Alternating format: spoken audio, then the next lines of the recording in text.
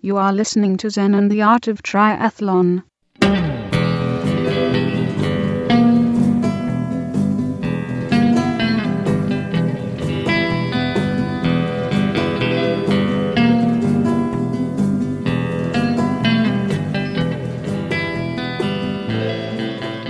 Well, hey there, all you tri freaks and geeks, and welcome to another great episode of Zen and the Art of Triathlon. This episode is going to be about Ironman Canada and also about age group nationals here in Cincinnati, Ohio. That's where I'm at right now. I am sitting on the bike course. Tried to get some distance between me and the screaming crowds as we're on day 2 of the youth championship, and they're doing some kind of relay. Looks like 15 to 18-year-olds maybe doing a relay, boys and girls. It's absolutely fantastic venue. It's super cool. So if you've got a kid doing triathlon and you want to do nationals, man, it is absolutely awesome. Kai's racing today. And throughout the show, or after we do the Ironman Canada review, which I'm going to try to blow through as fast as I can, then we've got great audio of before Ironman Canada and after, and then a little bit of interviews here at the race site itself. I realized at one point I was sitting next to the 11-year-old female cycling champion of Texas, and I got an interview with her squeezed in there at the end of the show as well. So it's super, super cool.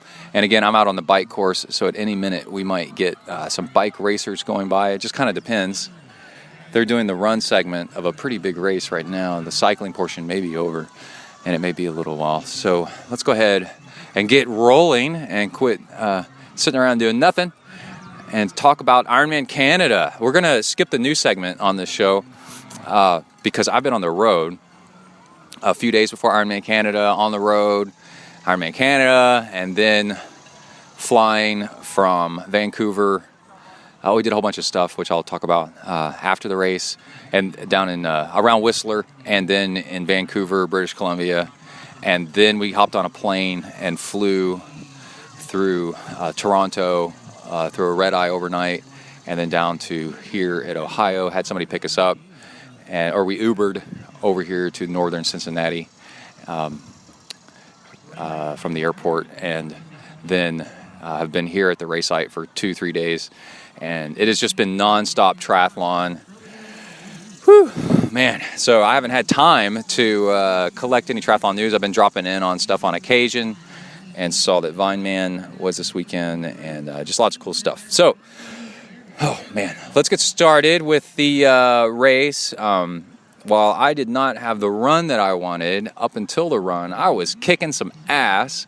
And I had such a great experience. I'm going to try to have you convinced by the end of this show to do Ironman Canada. If you're thinking about maybe, or you're curious, by the end of this, I want you to be like, man, I want to go do Whistler, because it was that good. It was just fantastic. When I was having trouble on the run, I was looking around going, this has been one of the most amazing days of my life, one of the most amazing weekends of my life, and I do not regret any of it. It is absolutely incredible.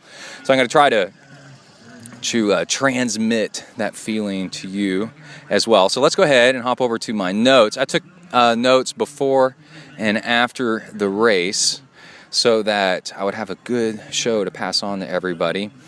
Let's go ahead. I got a segment here called the Prelude. I was 11th out of the swim of it's a 2.4 mile swim, beautiful swim.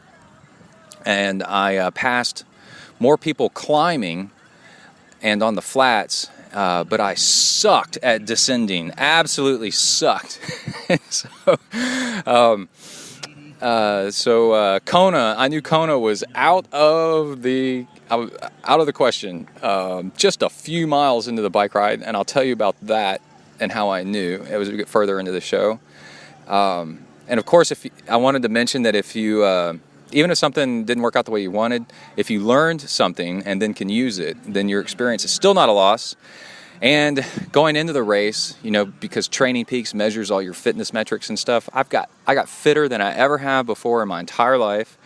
And that's the real goal of triathlon, is to be healthy and fit. And I do not regret that whatsoever. And I will always hold that in my back pocket of like, man, I was crazy fit from doing that. And that's the real goal of all this stuff. So one day of racing is just a reflection of, that day, not months and months of your life. So don't ever, if you have a bad race or whatever, don't feel bad if you have a bad race. You could have a flat tire, you get an injury or something like that. It's not really a reflection of your overall big picture. And the fitness that I built going into the race was something that triathlon's like a 10-year sport. It's to get really good at the long stuff. So your fitness you build for one race, if you take a little bit of a break and then build on it next time, you got more base to build on and more and more and more. So it's not a loss, because the next race you'll use it as well. And let's see. Some upsides are, I absolutely this spring and summer got my hydration nailed down, and that's a big upside. And I'm just still looking for the right calories that work the best for my digestion. I had a little bit of trouble on the run with fueling, but yeah, that was like 7 hours in. 8 hours in, I started having trouble. So a lot of people experience that. So we're going to talk about that. And so that's a huge upside, is that I finally figured out my hydration this summer, and how to do that a whole lot better. And yeah, so let's go back to showing up at the race. We rented a house with 3 other families, really close to the race site. It's a house that would be a ski lodge in the winter. It's a huge mountain biking town in the summer, Whistler is. And the reason I was doing this race at all is a group of friends that live in College Station, Texas, all joined up. We're all about similar age, and they said, hey, let's go do this race. And I said, okay, I'm looking for something cooler than Texas. And that's why we're here at all. And so we all rented a house, 4 floors is what it ended up being. And with 4 families going in on it, it actually ended up being maybe $100 a night, or maybe $150 a night. And we were there for almost a week. And it was absolutely gorgeous being really close to the race site. We could, a little bit of walking. Sometimes we drove. It was real steep everywhere. So sometimes it was better to walk. And there's actually bears in the woods, which I'll talk more about. The upside of having a whole bunch of people in one house is always somebody has something that you're looking for. Hey, anybody have a zip tie? Anybody have any Gatorade? Anybody have any of this? Oh, I'm missing that. Anybody have an extra water bottle? There's always somebody that has that. And then there's always somebody that's cooking or making food. And so you're like, hey, I'm hungry. And people have gone into town and bought groceries. They're willing to share, which is super cool. Somebody's always making coffee. So if you can, go with the group. Those are the upsides. The downsides of a big group, or more than just you, is it's always noisy. And these are things that you can mitigate. There's solutions to these problems. So I'm not saying that they're totally negative. So people can always be noisy. So you can bring headphones or soundproof headphones. Food choices aren't entirely yours. And some food choices can be bad. You can be way more advanced in your nutrition or have different nutrition than or meal plans than other people. It may be somebody else's first Ironman and they're eating a whole bunch of greasy meat and broccoli the day before the race, thinking that's the right thing to do, and you don't want to eat that, and that's what they're making for dinner. And so you got to put your foot down and go, no, I'm going to. But there's things where you can ask ahead of time what other people are eating to make sure you don't get stuck with something that's not going to work for you. There can be people in your group that aren't prepared for the race and are kind of negative. And in sports psychology, negative talk is really, really bad, and it's contagious. You can be out on the race course, and because everybody else said that they're not going to try that hard, or somebody else said they're not going to try that hard, when it gets hard out there for you, you might quit trying. And so when somebody starts talking negative in your group about not being able to, they didn't train enough, and they're just gonna see if they can finish, and just kind of bleh kind of stuff. Walk away and put in your headphones and listen to some pop music or something like that. And don't get into an argument with them, because they want an audience to be negative with them as well. And they don't want a solution, they want an audience. And you just go away. And you want to race, and they've already given up. It says here in my notes. You're only as fast as the slowest person. Oh, the big group. Yeah, if you're waiting on everybody, that's a pain. Everybody's going to go down to Ironman Village and get some stuff. Well, you're ready to go, and now you're waiting on the slowest person.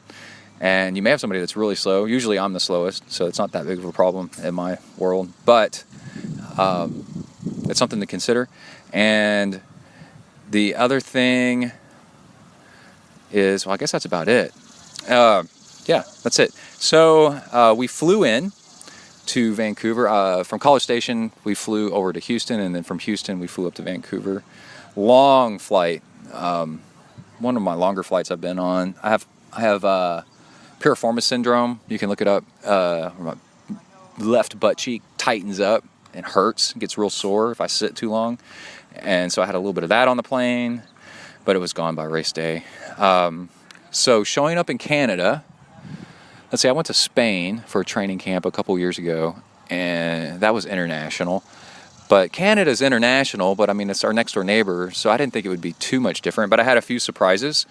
If you're going to go do Ironman Canada and you're coming from the USA, Pandora music is not available in Canada for some reason. Maybe if you use Spotify or something like that, it is.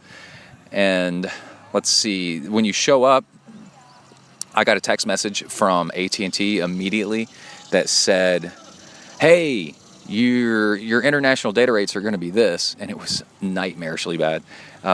Pay $40 and you can get much cheaper international data rates. So what you do is you agree to that, and then you can go to your cellular settings and switch it to no cellular data.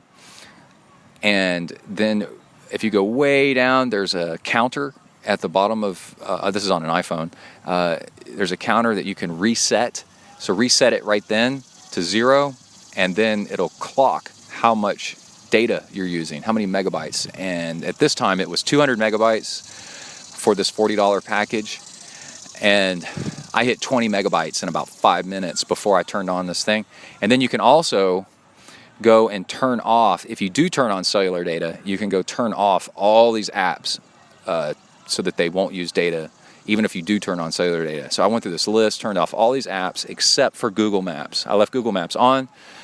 And then for the drive from Vancouver to Whistler, which is about an hour and a half, 2-hour drive, I turned on cellular data and used Google Maps to make sure we could get there and knew where we were and what the highway was doing. It was at night. We got there around midnight, and which the downside was getting there at midnight was it was so dark we couldn't see this highway, and it's a phenomenally beautiful, it's unlike anything I've ever seen. I've seen some pretty stuff, man, and anything I've ever seen before in my life was about half as pretty as this. It was gorgeous. Because I saw it on the way back. That was the other thing, is we drove up at night, so we couldn't see this, and we were told, oh man, that's going to suck because you need to see this. And then we realized we're going to be driving back during the day, so we'll see it on the way back in the day. And that was okay. That worked out just fine. There was a McDonald's in Squamish, which is almost to Whistler. It had a fireplace outside, and people are sitting around in July around a fireplace at McDonald's. That was interesting because we had to stop in there and get some. It was the only place that was open, grab some food. And it was a couple days until the race, so I wasn't too worried about the quality of food there. And let's see, on the data and the internet, most places have Wi-Fi, most restaurants and diners and anything else. So you want to catch up on your Instagram and your Twitter and Facebook. Go in the restaurant, ask what the Wi-Fi password is. If they have Wi-Fi, they usually do. And then enjoy your meal and catch up with stuff. And then turn it back off and head out and go live your life. Okay, so next was 2 days before the race. I picked up my bike from Tri Transport. So this was really cool. They it's a service where they will take your bike to the race course. It takes about a week and a half. And while my bike was, you take your bike to a bike shop. And I did the numbers, and it costs less than shipping my bike by plane, and statistically much more safe. And also, because it's going on the ground, I put CO2 cartridges in there, because if you're flying, you can't do that. If you fly, there's a big chance, especially internationally. When we flew to Spain, my bike didn't show up until 2 days later, and that was really stressful, and I didn't want to worry about that. So Tri Transport was already there, had the bike out on rack, lots and lots of bikes out there. So big upside to that. Downside is they scratched up my fork, and I bought like $5 or $8 worth of insurance. So we're going to see, they scratched it down to the carbon, and we're going to see how that pans out. I looked up a Trek dealer here in Cincinnati and asked them how much to replace the fork, and it's only like $250 to get a new fork on the bike, and because it's down to the carbon, it looks like it might crack at some point. So I was worried it was going to be like $1,000 or something like that. And in future shows, we'll detail that. Tri Transport seems to be a good company, so we'll work with them and see what happens. I would totally use them again. It was super, super cool. And then after the race, you give them your bike, and then your bike shows up back in your hometown. So it's pretty neat. While my bike was on Tri Transport for a week and a half, because they load an 18-wheeler and it drives across the country to get there, my old Tri bike, my BMC, I put some training wheels on it and rode that on the trainer. And that way I was able to still get in a few bike workouts. So it all worked out. The day before the race, maybe? Or it was maybe 2 days before the race. Anyway, a show fan, Chris, he lives nearby, somewhere around Vancouver. And he looked me up. Oh, and Houston Marsh was also, I saw him the day of the race. What's up, dude? But Chris took us on a drive to go check out the course. So we all loaded up in a Tahoe, and me and three of the other guys, I think there was 4 or 5 of us total, and we went and drove the course, and that was my first dose of holy shit, this is steep. I was like, all of us from Texas, we live rolling prairie, right? So we have no long climbs, nothing really steep. I think our steepest grade in our area is maybe like 4%. So this course is full of 10% grade, downhills, uphills, all kinds of stuff. Now the uphills, I'm not worried about. And gentle downhills, I'm not worried about. But the super steep downhills are something that I just don't have very much practice with. So I was like, oh my gosh. But I also figured, whatever. But at the bottoms of some of these downhills, there was railroad tracks. Occasionally cracked in the pavement, kind of here and there. In general, the pavement was fantastic. Except for we're driving the course, and there's a mile where it was still under construction, and they were still paving it. So that didn't look all that great. And so it gave us some concern. But the upside was somebody, I don't know if it was Chris or somebody else that said, before we even looked out at the course, who said, hey, don't worry about the course so much. While it is super hilly, it's not technical. Every big downhill has a gentle or a big uphill after it. There was only one big downhill that had a hard turn, and there's 2 that had that. But there'll be race crew out there to warn you way ahead of time, and just don't worry about it. It's cool. It's not a technical course. It's just steep in places. And also, I'd been doing tons of training on the trainer, doing long climbs on the bike.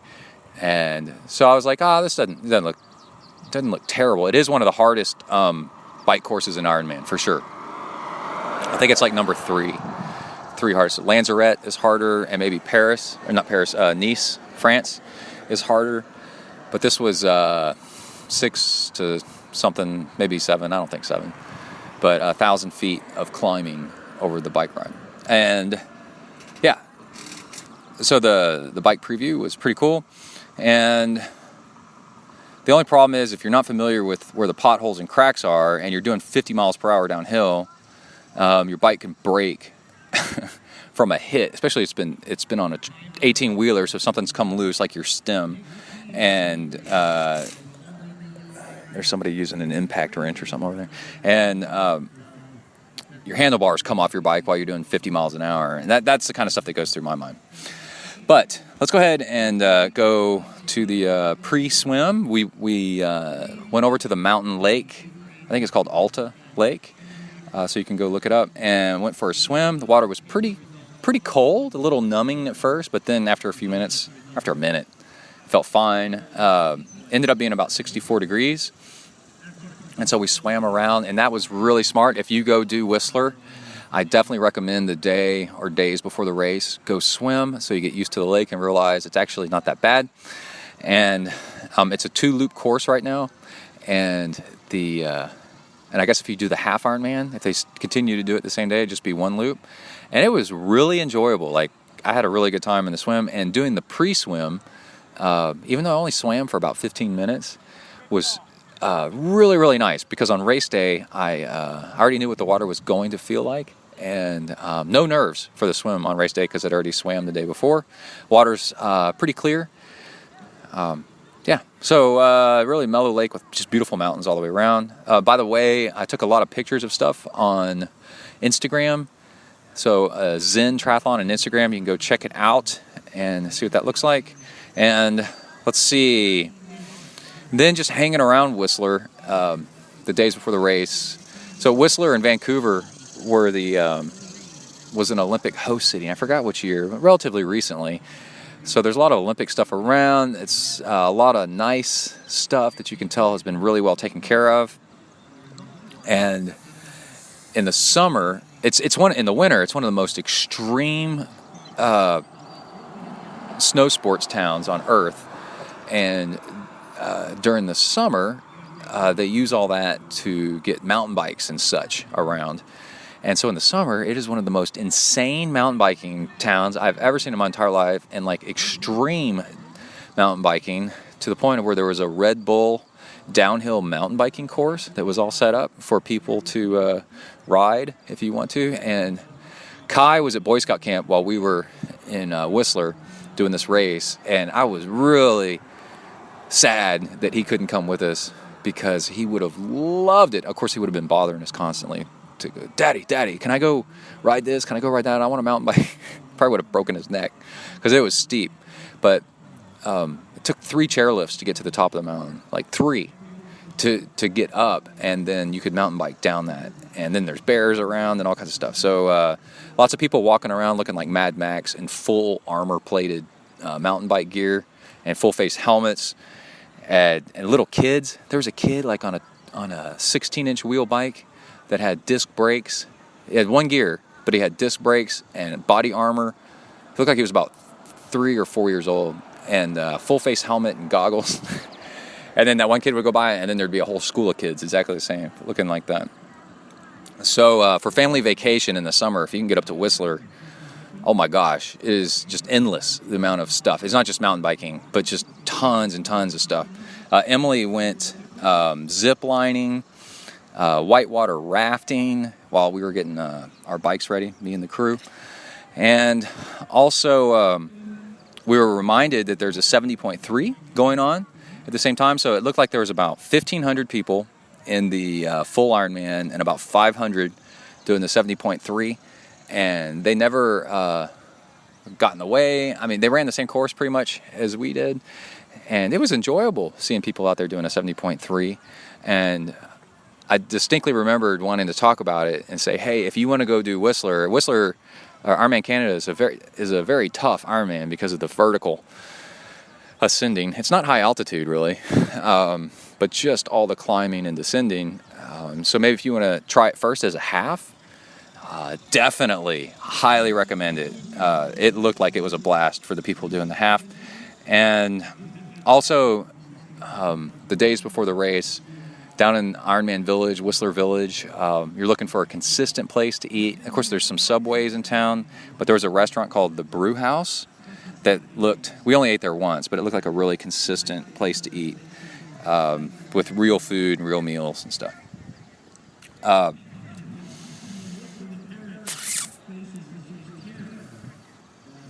Okay, so let's move on to the night before the race. The afternoon before the race. I shaved my legs with clippers, and I also had a digital kitchen scale to weigh out my fuel, and I was mixing my fuel on that and making bottles and such.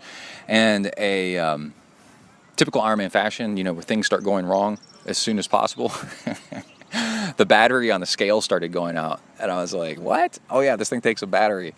And I was like, here it begins, emergency mode. What do we do if when things start going wrong? So I'll get to what I was mixing for fuel later. But in my suitcase, I've been drinking. I brought with me beet juice, cans of beet juice, and I've been drinking it all week. And the one of the cans of beet juice that I bought at the grocery store got a hole punched in it. I guess towards the end of the trip.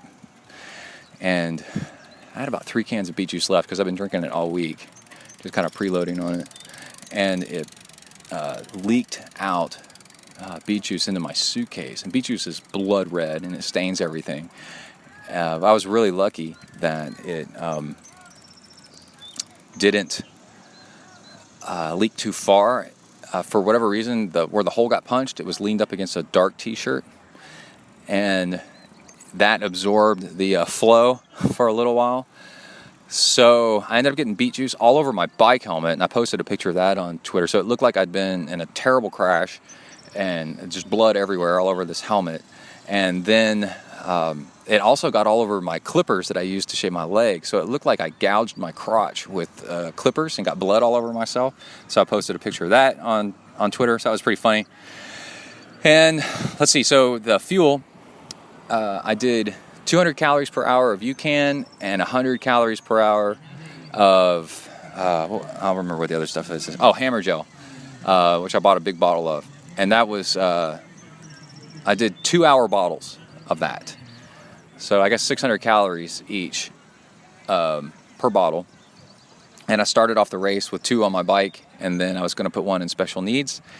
And that fuel worked pretty good for a long time, actually, until it didn't. And I went into this race still not 100% confident in a fueling plan. But I knew if I underfueled a little bit, I'd be better off than overfueling, which was true. That's always a good strategy. You don't want to overfuel and then be puking all over the place. So I mixed all that up the night before. And also on the run, I made 2 bottles of about half that potency, run bottles that I clipped to my belt. And I was going to put one of them's in my T2 bag, and then the other one is in the run special needs, and one of the bike bottles in bike special needs. And let's see, I got up in the morning, and I ate 600 calories of chocolate chip cookies from the store, and it was awesome. Really, when you look at the ingredients, it's high in fat, high in carbs, high in everything, tastes good, high calorie, easy to digest. Went down super quickly. I was able to get in 600, maybe 700 calories, like no problem, at like 3:30 a.m. And I think we agreed the day before to, those of you from Southern Ohio, there's this bird that landed on a plant next to me over here, a tall weed that's yellow, bright yellow, with a little tiny black dot on its head and a black tail. Anybody knows what that is? Let me know. That's a beautiful bird. And I think we agreed the day before to leave by 4:45, so it's 4:45, and one of the guys in the group has just gotten up, is still in his pajamas, and is starting to make oatmeal. And I was like, Emily, can you take me down to the race site, because this is making me nervous. I don't want to be waiting on somebody and that's still getting it together. And he made it totally on time for the race, just fine. But I get nervous. It's a personal thing because I've had flats in the transition area. You show up to your bike and it's got a flat tire. You've forgotten something. It's kind of a mess, and you got no time to fix anything if you show up right on time. So I wanted to be a little bit early just in case, and I was ready to go. So Emily drove me down and dropped me off at T2. T2 is in the Ironman Village, Whistler Village, and then from T2 they load you up on a bus. Well, you put all your bike stuff there, and that's where I saw Houston Marsh is his name, and we talked for a little bit. And if you're a little bit early, you have time to talk to people too, which is kind of nice. And I put my stuff any extra stuff in my bike transition bag because we're going to show up. No, it's my run transition bag. T2 is bike to run. So I put my run bottle in my run bag, and then put my other run bottle in my run special needs bag, which had a little area to go do that. And then hopped on the talked to Houston Marsh, and then hopped on a shuttle. And the shuttle took us, it's a little bit of a drive. It might have taken 20 minutes, 30 minutes by bus to T1, the lake and the bike area. And while I was on that, I ended up sitting next to a guy named Victor, who was a guy from Mexico City. He's a Mexican guy from Mexico City. And we talked a lot about what it's like training in Mexico. And then he said, I don't know which Ironman this was, like third or fourth one. But he said he was doing Ironmans. This is really cool too, by the way. He was doing Ironmans. He and his wife had talked. And he was doing Ironmans in different locations around the world because in 10 years, you can see pretty much all the world, all the corners of the world. And you have a reason to go do these things. And I was like, man, that's really cool. And I told that to Emily later. She thought that was really neat. To go travel. It gives you an excuse to travel and go do races. And so, hey, Victor, we had a nice chat. It was really cool. And then I got to T1, and as soon as I walk up, there was a bathroom to the right. So I go, you know what? I kind of need to do a number deuce. And so I'm going to go poop in that bathroom. And it's the nicer bathrooms, and there was no line. So I walk in. I did have to wait for a minute. And then I go in, do my business. I get out, wash my hands, turn to the right, start to walk out the door. And waiting by the door is a guy that looks a lot like Andy Potts. And I turn and look at him. And then I look again. And I'm like, I think that's Andy Potts. And then I point at him and I go, Are you Andy? Andy, is that you? And he nodded at me like this secretive nod, like, yes, I am. I'm Andy. I'm Batman. And I go, hey, man, nice to meet you, dude. And I shook his hand right after going to the bathroom, which I apologize for. I apologize for that publicly on the internet, by the way. And then, but I had washed my hands, so it's pretty cool. And he might have been wearing gloves. So it was cool, man. And I had that little moment of like, even Andy Potts takes dump. Just like me. But wished him luck. And so that's the big upside of triathlon is you're out there with the pros, the people that win this thing are doing the race course the same day you are, just a few minutes earlier, 5 minutes earlier. And so that was a nice upside. And also when I got to my bike, and I'd known this from the days before, I racked my bike. I'm a what they call an all-world athlete, and it's a combination of it's a little bit of how fast you go and a little bit of how many races, Ironman races that you've done, or WTC brand races, and that adds up points. And then if you get enough points, then you get some preferential treatment. It's kind of like being a frequent flyer. And they have bronze, silver, and gold, and I've been silver before, but I think this year I'm a bronze. But anyways, all-world athletes get their for anything that you have to check in for, they have a separate table for all-world athlete, and you can go to the front, which was nice when I did my packet pickup. And then instead of waiting in the long line, and then for bike racking in transition areas, you get, and for run too, you get a much better position than other people. And my bike ended up being I could reach my arm out and touch the arm of Andy and these other pros that were right next to me. So that was really cool to have a really good bike position. And that's my advertisement for Ironman All-World Athlete. You want to get up there towards the front, and if you can, it's a reason why to do Ironman races, is try to get that all-world thing. And honestly, you don't have to be that fast. You, like I said, you can just do more races and get those points. So that's nice. I think 2 of the other guys that are there with me also happen to be all-world athletes as well. And let's see, I brought my own pump. And man, it's awesome to bring your own pump, but the annoying thing is people keep asking you for your pump. So I'm going to do a campaign right here on this episode and say, people, if you know that you're going to need a pump on race morning, bring your own pump. It is, you think it doesn't bother the person that's already brought their pump, and it doesn't for one person to ask, but you're not the only person. You and the next guy and the next guy and the next girl and the next girl just keep asking for the pump. And then you have that person that was thoughtful enough and went out of their way to bring a pump, now standing there waiting for other people to get done with his pump so that he can go on and check on the rest of his gear. So, and I understand if you forgot or something like that. But, if you're going to air up your tires in the morning, bring your own pump. I brought my pump all the way from Texas in a suitcase, all the way to the race site, and managed to get it into one of the transition bags after the race, and back into my suitcase. So you can too. It's possible. You can do it. Okay, that was my plea for sanity there. Let's see. And then we started lining up for the swim, which was a lot of fun.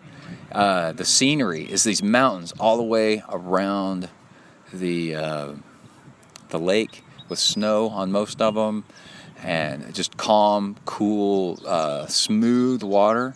And they do the rolling start at this race. The pros left, in a wave, and then 5 minutes later they do the rolling start, and you just walk across a start line, and the timer chip goes off. Then you have to wade out because it's a dry land start. Kind of try to run, but it's sandy beach, but there's stones that aren't entirely sharp, but they're not smooth either. One every foot or so, kind of embedded in the sand, so you really can't run. You might cut up your feet. So it's kind of like a difficult waddle out till it's about waist deep, and then you start swimming. And again, it's a 2-lap swim for the full Ironman. So dove in, and I got in the group. They have the signs up that are like 1 hour swim, sub 1 hour, 1 hour to 10 minutes, 1 hour 10 to 120, right? So you kind of get an idea of where to be, and you just jump in, or you get in that group, but it's a continuous line as you kind of feed into the lake, and the time starts when your timing chip crosses the timing mat at the edge of the water. And so walked in and waddled in and kind of tried to jog a little bit. No big rush, got all day. And then did a couple duck dives, and then next thing I knew, I was swimming. And I really worked on my swim this year because I broke my arm, and I can't straighten out my arm still, and I lost most of the strength in my arm due to this really, really bad injury. That was a big mess, and I was not ever sure I was ever going to be able to swim right ever again. So I did a lot of work on my swimming, and it ended up paying off big time because by the end of the swim, I got out. I looked at my watch. By the end of lap 1, and I had done 29 minutes, and I was like, and I wasn't swimming all that hard, and I was like, well, that's pretty good. So if I just keep this up, I'll be maybe sub-hour, because 29 and 29 is 58, but then you kind of slow down maybe a little bit towards the end because you start getting tired. So I was like, well, maybe 59, but don't think about it too much and just swim. And my there was a section where looking into the sun, but I had bought new goggles and they were clear and I was fine. And the swim is actually really cool because 2 laps breaks up the swim, so it never felt like too long. It was actually really nice. And in swim training, I had done a combination of intervals, like 10 minutes hard, 5 minutes easy, 8 minutes hard, 3 minutes easy. And also I'd done the drag chute.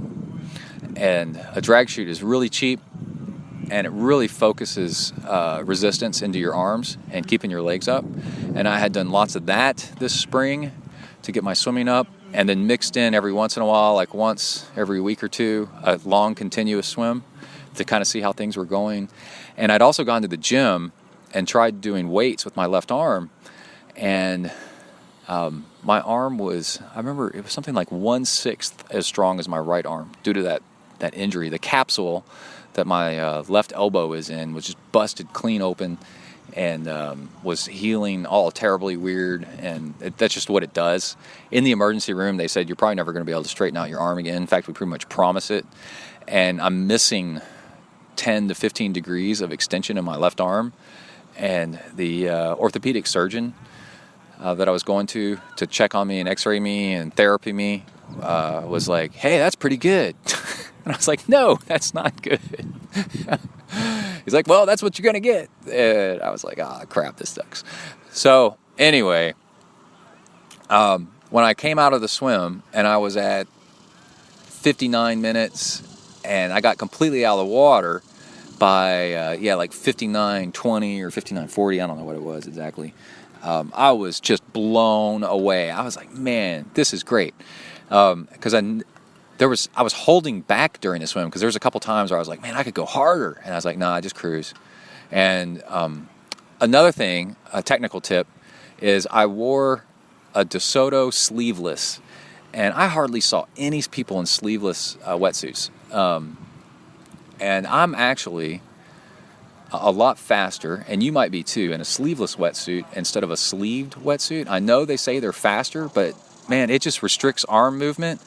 And every time I do a sleeved wetsuit swim, I do like a 103, then I'm like a 106, 105, and then I do a sleeveless and I do a 59, like almost every time. And I did a 59 Ironman Texas in 2014, I think. And in the half Ironmans, I use a sleeveless and I do a 29, maybe a 28. And so just a little plug there for sleeveless wetsuits. And even though the water was 64 degrees, it felt fine. It was totally fine. So your arms are moving pretty hard, and it actually kind of keeps you cool instead of heating you up. And you might find it way, way better. Let's see if I have any more notes on the swim before we hop in and give a shout out. Oh, the other thing I did in swim training because honestly, if I didn't do all this stuff in the pool to work on my arm, I probably would have swam an hour and a half. My arm was jacked up. So the other thing I did was to make sure I could get in all the swimming I needed to help work on my arm, was I switched where I was swimming, because I was swimming at a place before where I could swim during the week in the mornings, but swimming on the weekends was really difficult, and swimming on the evenings was really difficult. So the new place that I swam was an indoor pool at a gym that had really good hours. The only time you can't swim is pretty much Sunday morning. And so I was able to get in continuous every other day swims. So Monday, Wednesday, Friday, Sunday, Tuesday, Thursday, Saturday, Monday, Wednesday, Friday, like without fail, because I was able to swim in the evening and I was able to swim on the weekends, and I was able to swim. It's an indoor pool, so I could swim in the middle of the day. And I think that was probably my most consistent thing, was just swimming every other day for an hour. And because I was able to swim at night and in the middle of the day on the weekends and be out of the sun, and swimming also helps recuperate your legs. So that was the other thing that I wanted to mention. And let's take a moment and give a shout out to Living Fuel. So one of my favorite things about Living Fuel is the green powder mix that's like got veggies and chia seeds, and I think it's got some of the super algae stuff in it. All right, I'm across the lake now. I had to move location. Somebody kicked on a generator. And also the announcer started getting really loud, and it got hot. So I'm out of the sun in the shade near a different part of the lake. We'll still hear some announcers and some people going by on occasion. But yeah, this is real deal right here on the race course here in Ohio. But I can tell you, I cannot wait to get back and get to my pantry, my house, because I've already eaten it all my stuff I had for the road, of my Living Fuel stuff. I have a whole bunch of the green smoothie mix at home, and the bars, and the cocoa chia packets of stuff, and the protein, the vanilla protein mix that they make. All those are my absolute favorite. It's made by Living Fuel, and the coolest thing is I go to work and I have a canister of the greens right next to my desk. And so if I get hungry and I'm like, oh man, I need something healthy to snack on, I almost always have a water bottle. There goes a gas-powered golf cart. I almost always have a water bottle, like a bike water bottle with me. And I'll do a scoop or two of the Living Fuel green mix in there. And it's got like chia seeds and the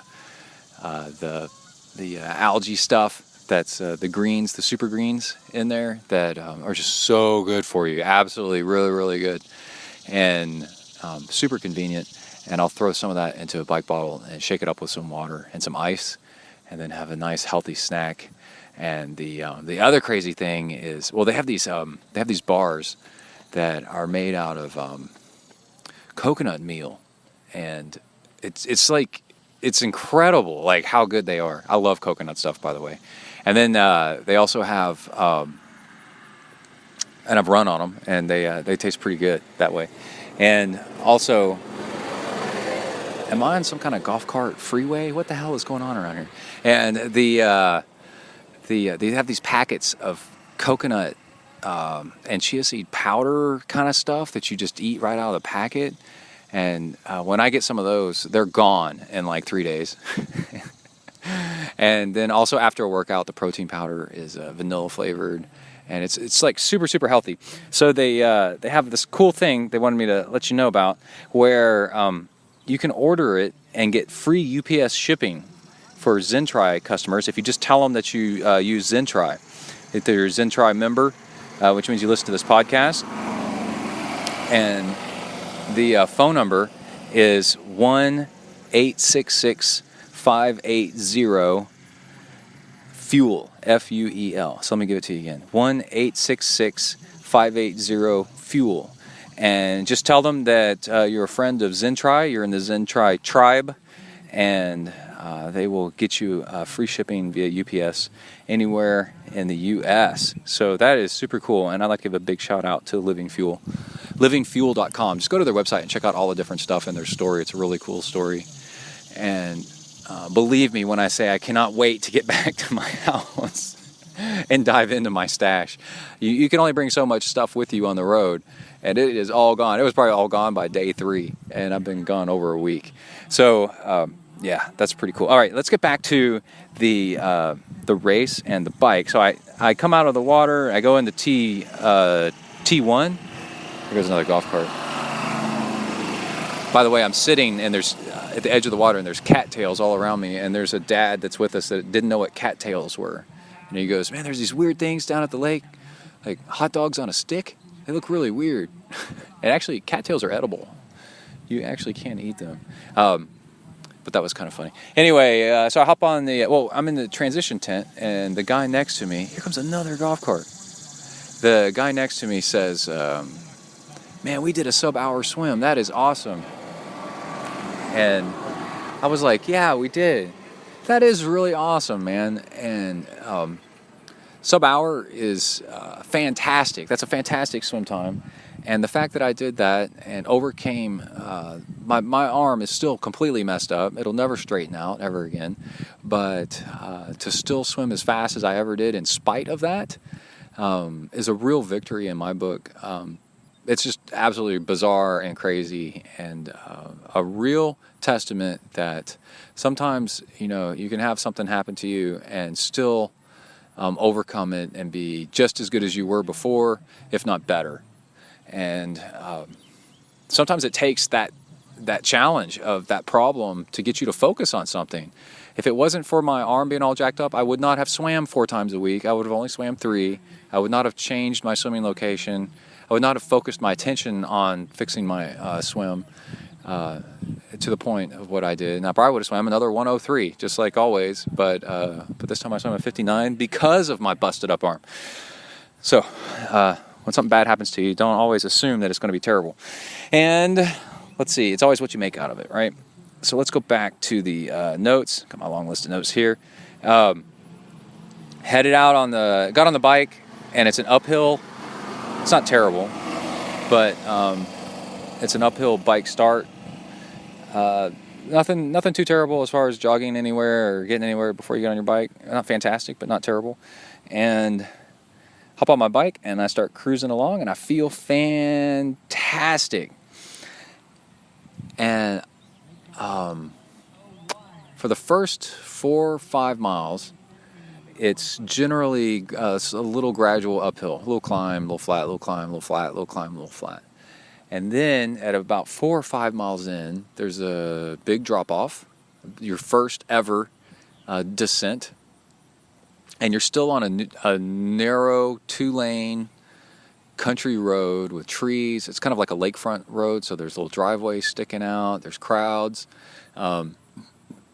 It is not what I would call, it's not unsafe, but it's also not terribly safe. It's just this, quiet little road. There goes a duck. Go duck, go. And so it's got this descent with a hardish turn at the bottom that goes up and around. And I'm going down this descent, and it's pretty steep. So I got my hands on out by the brakes, but not on the brakes. And I'm probably doing about 30, maybe 35 miles an hour, and having fun, enjoying my life. And this guy blows by me like I was freaking standing still, just right by me. And I thought, what the hell? And he goes screaming down this hill way faster than I thought I would ever do. And then because he had so much speed going downhill, at the bottom of the hill, it climbs back up again. And because he had so much momentum, he went up and over and it turns and into the trees and was gone. So this guy went from behind me to disappearing over the horizon in front of me in about 30 seconds. So in about 30 seconds, a competitor had gained a quarter of a mile on me, right? Or more, maybe. And I thought, oh shit. Because I can do that with practice. There was times, I haven't done it in a while, but there's a hill near Emily's old place where she grew up, where I got up 50 miles an hour over and over and over and over and over again on a descent, and where I had to pedal to do it too. And so I can do 50 miles an hour downhill, and I was only doing like 35 right there. But it takes practice, and I have to be doing it a while, and I have not been practicing. I have not been doing it a while, and these are on roads that I've never been on in my entire life except for one time in a car. And I immediately knew I cannot do what that guy just did. And I will not be able to do what that guy just did without some practice and like riding the course. And I'm a foreigner, so there's lots of guys and girls in this area that can do what they just did. And I cannot. And therefore, I am not going to be competitive in this race. And it's free speed that takes no energy. And I thought, that's it. Like, I was in 11th place coming out of the swim. I found out later, and I was holding back on the swim, so I maybe could have moved up some spots in the bike, to 5th or 6th, especially because I've been working on the bike so much. And I just knew, okay, so this race, I'm just going to try to do the best I can and enjoy the day, because there is no Kona happening with what these guys can do and what I can't. And that was 5 miles into the bike ride. So we're like an hour and 15 minutes in, an hour and a half in. I was like, well, So different kind of race entirely right now. And but it's so beautiful that I was just kind of like, well, let's just enjoy it and see how good you can do. And it was a little bit chilly overnight and into the morning, so I had brought with me, I looked at the forecast. There's an awesome forecasting tool, a website called Ventu Sky, VENTU Sky, ventusky.com. And it's beautiful, and it shows the direction of wind and temperature, like all this different stuff. You got to go check it out. And I was using that to as my weather forecasting tool. So I knew it was going to be kind of cold, especially coming from Texas where it's super hot. And I went and to that and knew that race morning is going to be like 50 degrees or something like that. So I knew coming out of that cold water and starting the bike that I was probably going to be a little bit cold. So when I started the bike, I threw over my tri-kit. I threw over a super tight Under Armour long sleeve, and then also put on some long-fingered gloves. They were pretty pretty tight-fitting.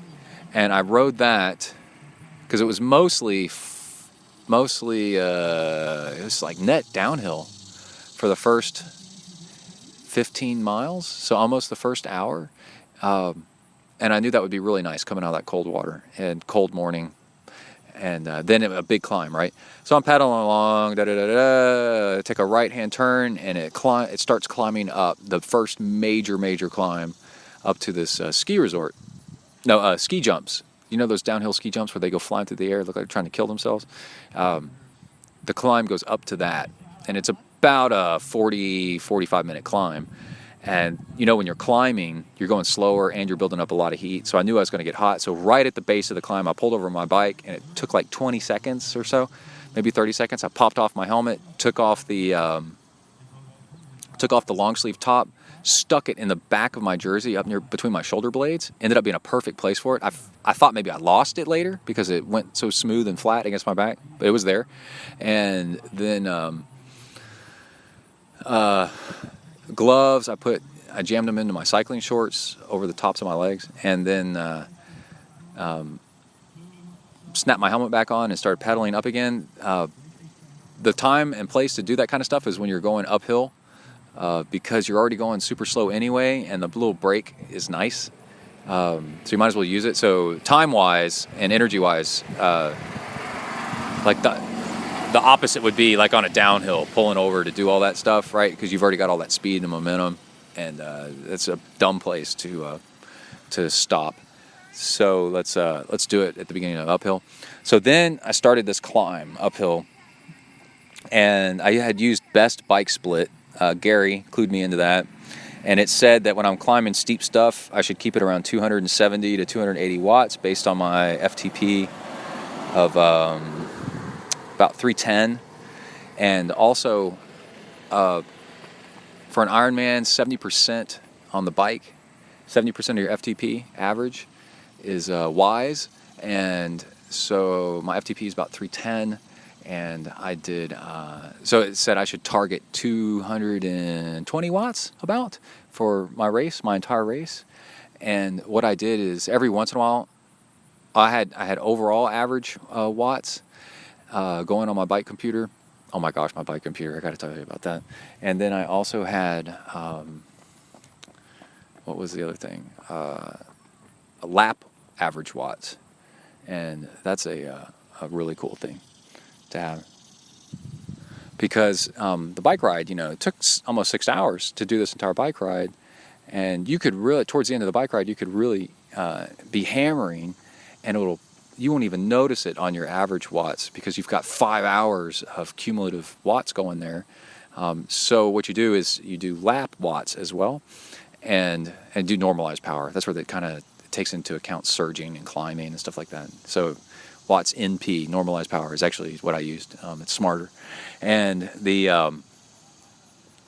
so any segment of the race course that was kind of like an obvious segment, like the flat section of the race later on in the race, is a segment. A big climb is a segment.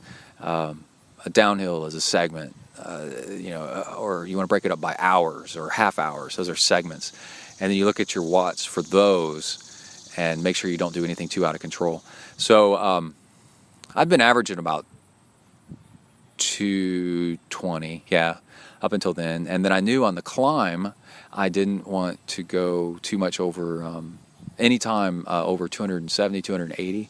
So I hit the lap button before the climb, and I made sure during the climb I didn't, but the climb actually had a few little flats and downhills in it. So on the climb, I think I averaged around like 260.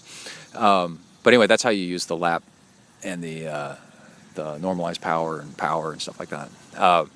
So what was crazy though is I started on the climb uphill, and I got maybe a mile or so into it. Got a little ways into it, and on one of the sections that's 10% grade downhill, I'm going up, and then I hear this sound coming over the horizon,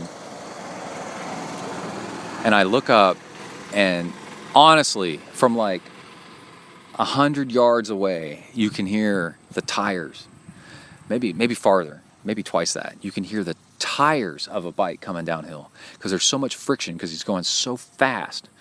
It's just tearing up the pavement, tearing up the tires, just like that. And I look up, and it's a dude on a green bike, and it's obviously Andy Potts, and he's already completed the climb and coming back down. And I think he did the swim in like 45 minutes or something like that. But the screaming downhill in the arrow position and pedaling on like 10 or 12% grade downhill.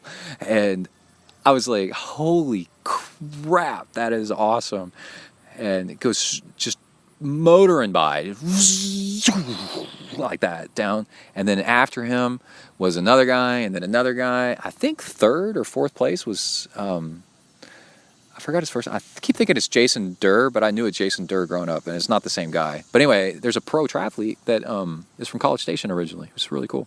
Was in the mix as well. So these guys come screaming down the hill, and it was a real good indicator of what you could do. It was really motivational. It's like, this is what's possible out there. Had an ant on my hand, and not. You don't have to be so freaking slow going downhill. It's just it's a nerves thing. And anyway, so that was cool. That was super, super cool. And on the climb on the way up, the rest of the way up, every once in a while another pro would go by. Female. This was one of those races where they did the male pros at this race, and the same weekend they did female pros that Heather Jackson won, I believe, at Ironman Lake Placid. So they're splitting up the field. That's a long story in itself on what they're doing to the pros with that. But yeah, that's a personnel business decision that WTC is doing for now. We'll see what ends up with that. So I turned around at the top of this climb and then started bombing downhill, and I found people are passing me because I'm that chicken shit dude that should be going way faster than I am. I was still hauling ass. I hit 40-something miles an hour on the downhill at one point, but not the 50 that I could have or should have been doing. It was so much fun, though, bombing down those hills. And again, it wasn't technically difficult. It's just a familiarity thing. And at one point, I was screaming past all these people, and I was like, woo-hoo, because it was so cool. And yeah, just overall, it's pretty cool. At one point, we had to cross over the highway as it's rolling up and down and up and down, and there's a rumple strip, a zip strip, whatever you want to call it, in the middle of the highway, I guess to keep you from crossing over and hitting oncoming traffic. And, of course, when you go over it on your bike, it vibrates your bike. And it was so bad, I hit it so hard and unexpectedly, it shook my bike computer mount off the front of my bike. And I've got this one made by Zip that actually was recalled because it'll do that. And mine had never done that before, and so I never sent it in for the recall. But I was like, oh yeah, there's a recall on this. As my bike computer flew off the front of my bike, up into the air, hit me in the face, and then, but I've got the little leash on the Garmin 510, and this is why they make the leash, so that if it does fall off, it won't fall completely off your bike, because I've had that happen before and lost a bike computer. So I've got the leash attached to the handlebars. So it fell off and then hit me in the face, swung off to the side, and then slammed into the front of my bike up by the headset. And I was like, damn it. And then I thought, well, maybe I'll just put it in my back of my pocket and I'll need it. And I'll read it when I need it. And I got my Garmin 920 watch on. And but it turned out, I was like, man, it's 30 seconds later, I'm like, man, I need my bike computer with all my normalized power and watts and time and speeds and distances and stuff like that, because Ironman is a calculation. It's chess against your body. And so you can't just go by feel. You do a lot better if you go by numbers, because it's so long. And heart rate, I needed my heart rate and all this stuff. And I was like, damn it. So I spent probably an hour or more, like 2 hours or more, jamming my bike computer back into the mount, trying to get it to stick. And it just wouldn't. And it would anytime I hit a bump, it'd vibrate out. And so I was getting pretty miserable with that. That was annoying as hell. But eventually I got it to stay, I don't know, by halfway, maybe 2/3 through the bike ride. And also, because of all the hydration work that I'd been doing, I'd heard and knew that if you have to pee about every hour and a half to every hour and 45 minutes, that's good hydration on the bike, especially in an Ironman where you're going to spend a whole lot of time running, so you want to be hydrated. And just like clockwork, and I had to pee. I started having to pee about an hour and a half in, and I was like, okay, well, let's start trying to pee. And in triathlon, I know some of y'all don't know this, and you're going to be grossed out, but in triathlon, a lot of times you pee on the bike on a downhill, because stopping and you just pour water over yourself and rinse it off, and you're going fast, so it just blows off your body. That's just what we do. And if you think that's wrong and you shouldn't do it, well, that's the way the sport runs. It's not me, it's the sport. That's what we do. And you just rinse it off anyway. And on the descents, we were going so fast that actually we've joked about it a lot with my guy friends since then, that you're clenching onto your bike and all your muscles are tensed up, so you pretty much can't do the peeing on the downhill because you're too scared, because it's too steep. And so after several attempts to try to pee on the downhills and not being able to, then I decided, you know what, I'm going to pull into a porta-can. It only takes a minute anyways. And I timed myself, and it took about a minute, maybe a minute and a half total to go pee. And throughout the race, every hour and a half, I peed. So that was, hour, 2. So 3 times I peed, and then the pulling into a porta-can. And then I also, the one time stopping for to take off my my longer shirt was a stop that took like a minute, and then these big descents and stuff like that eventually stopped about 50. I think it's like 56, 50. No, it's about 60 miles in. There's a huge flat section for 30 miles, and that's where you pick up your special needs for the rest of the ride. And I stopped there, but that's really brief, 15 seconds or something like that, to pick up your special needs. And that's the first time I've done that on the bike, and it's really convenient, and I highly recommend it. So I had 3 2-hour water bottles of fuel, right? So I carried the first 2 with me on the bike from the beginning, and then at special needs, I threw one of them away because I got just an old Gatorade bottle. And then grabbed a new one out of special needs. And then I had enough. You can make 3 2-hour water bottles and have enough for your whole race, and carry them with you the entire time, which works pretty good. And let's see, you know what? I think we need to take a break here. I'm going to go check on Kai because his race is pretty soon. And we got to be there early to go get his bike set up in transition area and get him all set up and going. And we'll pick back up after that. All right, hold on. All right, and we are back. Oh my gosh, we are back in Texas, actually. Did a little bit of time warp and time change, time warp, distance, everything. And, oh man, we need to keep on rolling here. Some interesting stuff happened. I'm up in the training cave, actually. I should mention that. Looking at the BMC, which is now for sale, working with a guy on buying it. If you're interested, it's got ceramic speed ceramic bearings in the rear derailleur and prerace front and rear derailleur and SRAM cranks, and it's a BMC TMO2, a white one, and it's really kind of a kick-ass bike, and there's nothing wrong with it. I just got a new tri-bike, and I want to sell it. And then why did I get a new tri-bike? Is because I wanted to get electronic shifting, and I thought I'd go in and get a whole new bike with electronic shifting already on it and treat myself to something nice. I promised myself if I finished an Ultraman, then I would get myself a new bike, and that was an incentive to do the training to do the Ultraman. So I rewarded myself with a new bike, and that's why I got a new bike. I love the BMC. I miss it, actually. It's a really pretty bike, very aero. Anyway, I'm selling the frame and fork and cranks, drivetrain, and handlebars for $1,000. The pads on the handlebars, on the aero bars, are kind of fused in place. You might have to Dremel them out to get them to move, or just throw away the aero bars and keep everything else. So it's that stuff's a little bit old on top, although it's extremely aero, and that's that. All right, so we are back on track with a couple of interesting things have happened.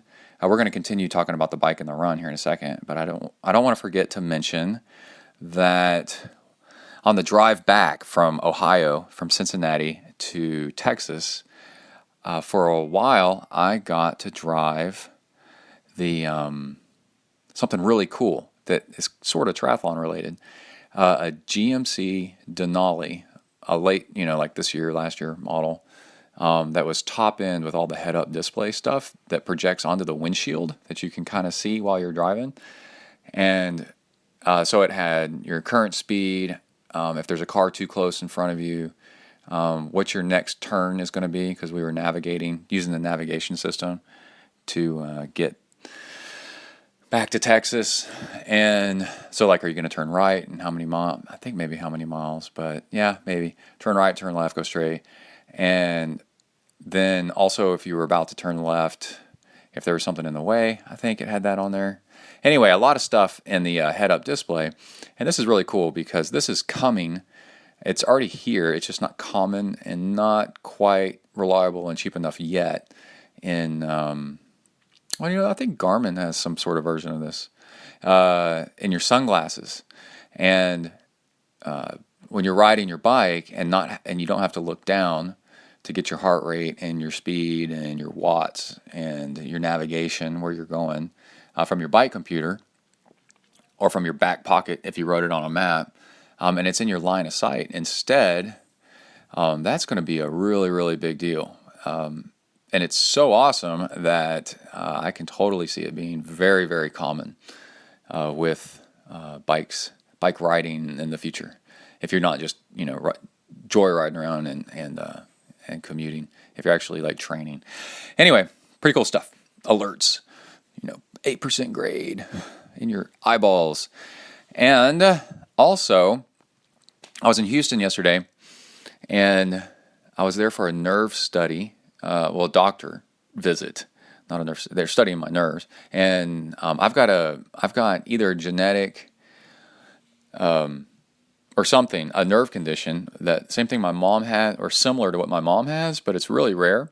And my mom started having symptoms when she was around 40, and then now she's almost 70, and she can not barely walk, a lot of difficulty walking because her feet have been going numb for years, progressively and slowly, and now she's can't feel her feet. Feet hurt. What she can feel on her feet hurts, and it sucks. It's really, really, really bad.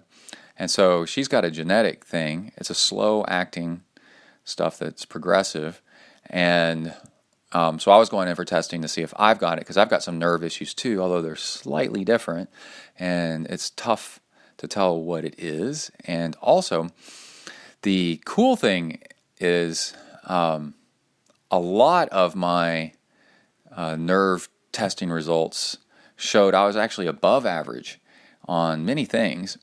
And also they had difficulty at times testing me.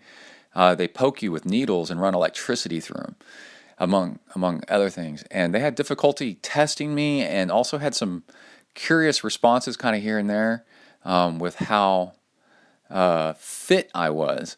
And this is really cool. When you go in,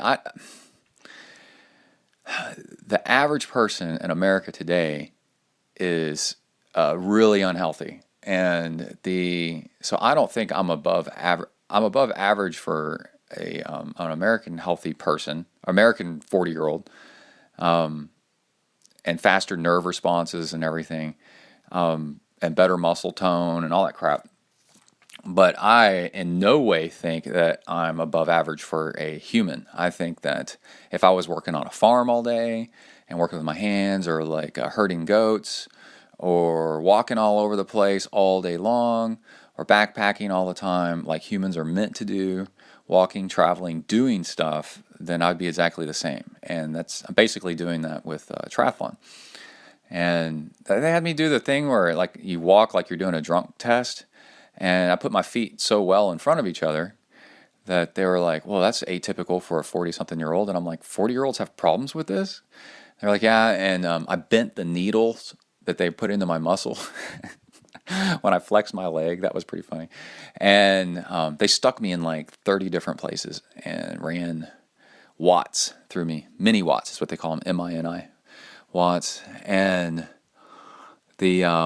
I remember the doctor was, there was a doctor and a technician, and the doctor was trying to stick me in my left arm. I've got a little bit of atrophy on my left side of my body, and that's from nerves, like not telling the muscles to grow, and just a tiny bit. But and I can't feel my left pinky, left two fingers, and that's the ulnar nerve starting to go. I can't feel them very well, and my toes go numb with pressure, and that's a thing called pressure palsy. But do I have pressure palsy, or do I have what my mom has, which is more serious, And but anyway, she said your arm has like no body fat on it, and I said, well, is that a good thing or a bad thing? And she goes, well, it's just hard. It makes it more uncomfortable to poke people with needles if they don't have any body fat. But see, that's a good thing, right? Because you're strong if you don't have body, or you're healthy if you don't have much body fat on your arms. I mean, really, it's your arms. And why would you have body fat on your arms? And there's a lot with stimulation of the nerves by doing stuff. Keeps the nerves happy and healthy. And I think as people get older, they quit doing stuff, and you quit stimulating the nerves. And you start having slower responses and all this kind of crap. And also, better muscle tone and all that. And also, they said I had arthritis in my neck and in my hips a little bit, or in my spine, a little bit above my hips, and which is typical for people, for a 40-something-year-old. And they said, is that bothering you? And I go, oh, really? I do? And they go, yeah, it doesn't bother you? And I go, does what bother me? And they said, the arthritis. And I said, I have no idea what you're talking about. I don't feel anything.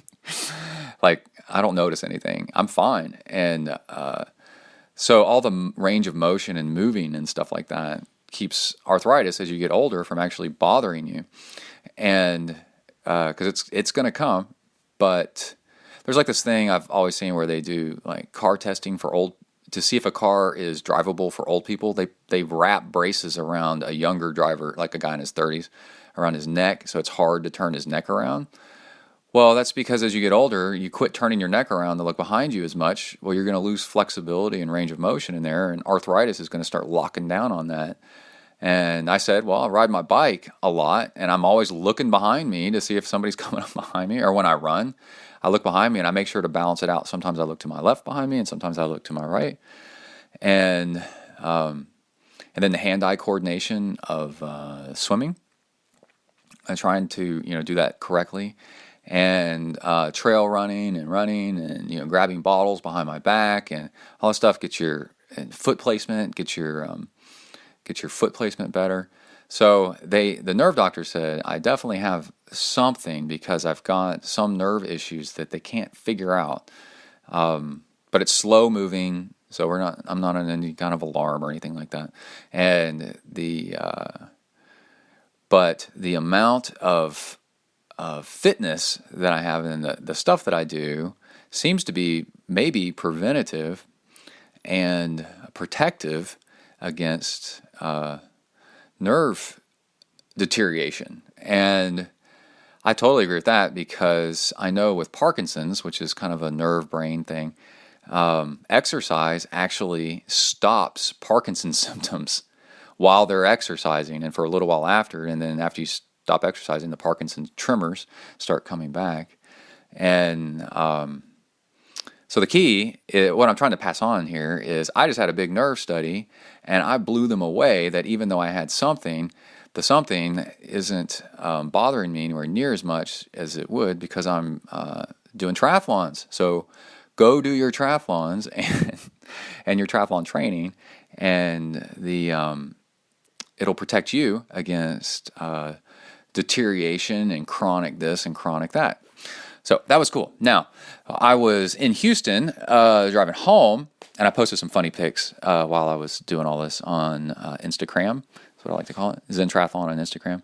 And I picked up a pair of Ultra, ALTRA, running shoes from, I think it was Fleet Feet in the west side of Houston, and walked around, tried them on and all this stuff, and they are funny looking. They're last year's model, and they look like angry, insane, evil clown shoes, but they're also really, really awesome. I've posted a couple pics on Instagram, and you got to go check them out. They are funny looking. But so I've got this plantar fasciitis, which we're going to talk about more on the run part of the show, really bad in my feet, and I haven't run in a week and a half plus a day, maybe like 10 something days since the race, and my feet have been getting better, a lot better in the plantar fasciitis arena. And I definitely when I did run in training, the lower the drop in the heel, the better I did with plantar fasciitis pain. And ultras are zero rise in the heel. They are flat shoes with plenty of cushioning. And I wanted to go ahead and get some for when I do start running again to see, if these shoes, and I needed some new running shoes anyways. All my shoes are all old. And while I was in Houston, and I live in a smaller town, and we don't have any ultras for sale in my town, blah, blah, blah. So I swung by this running shop in Houston and picked up some ultras. And instantly when you put them on, you feel that they've got a really, really wide, comically wide looking compared to normal shoes, toe box in the front, where it's really wide. It looks like your feet are in paddles, and it allows your forefoot to spread out and give you better balance. And then the lower heel, even though the shoes have a high stack height, which means a big cushion, you think, well, I might roll my ankle. Well, the fact that the heel is as low as the forefoot, actually gives you a lot more balance than if you were wearing a regular running shoe.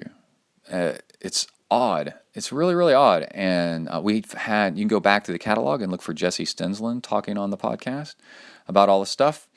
And she's a foot expert and big into this. And I know she's designing her own line of shoes, but the design and the concept of these is exactly what she's talking about. And so that's, she'd be proud to have me at least doing this. So I couldn't resist, and I went for a run this morning. This is August. Can't read the date, it's a little bit dim in here. 5th, and we got to talk about my watch. The zip ties, and it blew apart. My new watch band finally came in, but this is August 5th, and so it's been a week and a half plus since the race, and my feet were feeling better. So I decided to go for a jog because I need to know if I need to take these shoes back, because I'm a little bit concerned that they may be too short, and because one of my toes was kind of banging into the end of it when I was trying them on. And plus they're new, and so I went out and ran a really flat run, I guess a route near my house this morning. just to kind of see and also see if my plantar fasciitis is getting any better. And these things run really differently. So I used to do a lot of barefoot running, and they run the exact same as running barefoot. Your forefoot gets to spread. Oh, it feels so good. And your heels are as low as your forefoot. And I mean, it's just great. Really, really great. And plus, some padding that you don't get when you barefoot run. And so I was really, really enjoying it. Now they're different, so I didn't have a really efficient, good run in them. And then after about 4.5 miles, the plantar fasciitis started kind of talking back to me a little bit, so I cut it short and stopped right there. Maybe 5 miles is what I got in. I had to run back to the house, but I was close to the house. And so we'll see. I'm going to go. What I can tell is if my plantar fasciitis is getting better, if I wake up in the morning and my feet don't hurt at all when you get up and start walking around. And this morning I got up and walked around, and my right foot didn't hurt at all, and my left foot hurt just a tiny bit. And so I was like, oh, well, let me go try running and in these new shoes and see if my plantar fasciitis is getting better, and also make sure these shoes fit, two birds, one stone. And so that's why I ran in them. I don't want all the emails like, dude, you got to stop running and all that stuff. I know. I haven't run for freaking 10 days.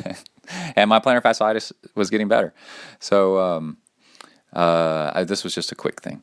And also wanted to tell people about, like, how did they work? I have not worn them long enough to give you an official review of, how awesome they are or anything like that. But they seem to be really, really cool. And a lot of people are wearing them. And I liked running in them. It was fun. Like it was fun, Like, it's a totally different sensation. It was just like running barefoot, but with some protection, which is nice. Because you run barefoot a lot, you can start kind of working over the underside of your foot and possibly lead to some damage. But that's your own thing. Okay, let's get back to the bike section of Wisconsin, Whistler, Ironman Canada, Whistler, and I think I left off where I was doing the picking up stuff at Special Needs around 56 miles, and then we headed out on a flat section for a long time. It's like 20 miles or something like that, or 30 miles of flat, and so it's a long, long ways, and it's really, really flat. So you're following a river and so on the banks of the river, it's flat. And it was really, really cool. I saw a couple drafting packs kind of here and there, and somebody was yelling at them. And but flats are kind of what I specialize in, being where I'm from, and part of my bike route that I ride on a regular basis, probably about 10 miles of it, dead flat river bottom, just like this. So I know how to ride that stuff, and it's difficult. Like, it's a skill on its own, and I did really, really well on it. Then after that was over, I noticed right around then, though, or after that was over, and we start climbing up again back to Whistler. The biggest climb of the whole ride. It's like an hour and 15 minutes of climbing, and on that, I started noticing I wasn't as hungry, and I didn't, I was having some problems kind of on the flat area, actually, when I think about it. And I think that UCAN stuff is just too slow. And so it's kind of like backing up in my gut. And the thing is I'm big on fat metabolism and being, all that stuff, and lower sugar. But at the same time, I'm also not a fan of being too low on that, because if you don't eat enough carbs, then you start banging up your body, and your body gets angry. And a few years ago, I started developing vitiligo, which is an autoimmune response. Your body's angry at you. It's confused, and so it starts attacking itself. And it's like, if you don't stop doing what you're doing, I'll stop you by wrecking you. It's self-sabotage, and vitiligo is where you start losing pigment and on your skin. So you get these white splotches like Michael Jackson had. And there's two different kinds. And there's one that's like fast-acting and forever, and there's one that seems to kind of come and go or something. I'm not really all that clear on it. I'll have a nice sip of coffee away from the mic.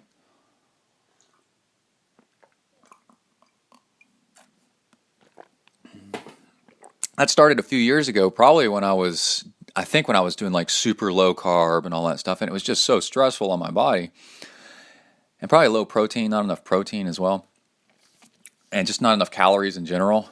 And that probably kicked it off. I'm just guessing here. That probably kicked it off, and then since then, I've changed my diet to be better carbs and more of this kind of more middle path, which is a very Zen Buddhist thing. More middle path. And my last visit to the dermatologist, he said he could see the vitiligo, but it was pretty much gone. The pigment was filling back in, which is really interesting. So I had changed something, and there's that skin disorder where you're like kind of allergic to a food and your skin breaks out in a rash. What is that called? And you get dry skin and it's red and itchy all the time, and it's pretty much because you're eating something that your body is angry at, so it's attacking itself to get you to stop. So I think the type of vitiligo I was getting might have kind of fallen in that camp. And he said that if he was sitting, and this is an expert, that if he was sitting in the waiting room outside of his office and looked across at me, he wouldn't have noticed I had vitiligo at all. And the rest of me is pretty tan because I'm outside all the time. And I said, wow, that's pretty cool. But I could still see it because I know what I'm looking for. And the coolest thing about, my favorite part about the nerve study, the nerve visit with the doctor yesterday is you have to list off stuff that's happened. And oh my gosh, all the scars on my legs from all the bike wrecks kind of freaked her out. And it's a lifetime, especially of mountain bike wrecks and bear trap pedals slamming into your shins and stuff. And that's funny. I'm just thinking back on that. It was pretty funny. And I told her a few years ago, I started developing vitiligo in my face, but from what I could tell, it's pretty much going away. I'm trying to keep an eye on it and stuff. And she looked at me, she goes, "You have what?" And I said, "Vitiligo, like here." And I started pointing at my face, and she goes, "I don't see it." And I was like, yes, that is awesome. So, and still looking really closely, she finally said, "Well, I mean, maybe." And I was like, yes, this is great. And so if it's from me changing my diet back to more middle path, then I had kind of, was walking the fine line of doing something really unhealthy before. And so I don't want to go like crazy low carb and hack my metabolism, down. So I'm better at triathlon, but I'm just wrecking my body. And so that goes back to the fueling thing on this flat section, which, God, that was a tangent. But the fuel is too slow. Basically, what I'm saying is my fat metabolism is good, but it's not like crazy high, and so the UCAN is just too slow. Yes, I could hack my metabolism down lower, the more fat burning, so the UCAN would work, but based on my vitiligo experience, I don't really want to do that. So I'd rather be kind of middle ground. So I'm biking along, and yeah, I'm wanting the fuel. But I can't because I just don't want to digest this stuff, and it's kind of backing up a little bit. I'm not hungry, but I need the fuel. But I'm just kind of like, ugh. So anyway, that was my experience with the UCAN, and then we started this big climb, like going uphill, and about halfway up the climb, two things happened. One, it started getting really, really hot because now it's early afternoon, full sun, and not much wind. Maybe we had a little bit of a tailwind, and when you're going uphill, you're going slow, and so just nothing is keeping you cool. And I think I said earlier, my friend Gary's bike computer registered 98 degrees, so it's getting hot. Now there's 2 aid stations. A climb so long, it had 2 different aid stations on it. And so what I would do is grab an extra water bottle, and if it was cold, I can't remember now if they were both cold, start pouring water over my body, like over the back of my neck and my sleeves and my jersey, trying to cool down. And it worked. It worked really, really well, and it kept me cooler than if I hadn't.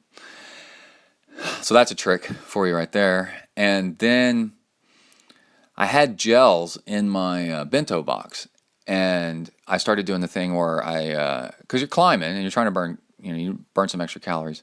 So I tore open a gel and was taking sips of the gel. You take a sip of the gel and put it back in your bento box. Like a third of the gel. And then mix it with water in your mouth and swallow it, and then follow it with some more water. And that felt great. I could feel some energy coming back online. But honestly, I was having a little bit of energy problems. Like, I needed energy, but my fueling was off because it was probably too slow. And it was just odd, and I was not excited about that. But I'd started doing that gel thing, and by the time the climb was over, and then you roll another like 5 miles or so to the bike finish, and this is honestly probably the biggest climb I've ever done in a triathlon. One of the biggest climbs in my life, and the consistent, and hour and 15 minutes. When I keep talking about the Spain training camp. One time in the Spain training camp, we did 2 or 2.5 hours of climbing, nonstop, from the bottom of a mountain up to the top. And so that's my biggest climb ever. And and on that, I remember, I think I averaged 230 watts. But during the race, the Whistler race, I finished. Well, I'm kind of rolling along, and it's kind of rolling, and I'm really close to the town of Whistler. And I remember from studying the hill profile, I'm like, that's the climb's over, and it's been over for like a little while, and I'm feeling good. I'm just pedaling along. I'm actually really close to being done with the bike, and that's important because basically the climb didn't bother me. Like, I finished it, and I wasn't sitting there going, oh, when is this going to be over? It was over, and I'd kind of forgotten about it, and I was just riding along, just having a good old time. And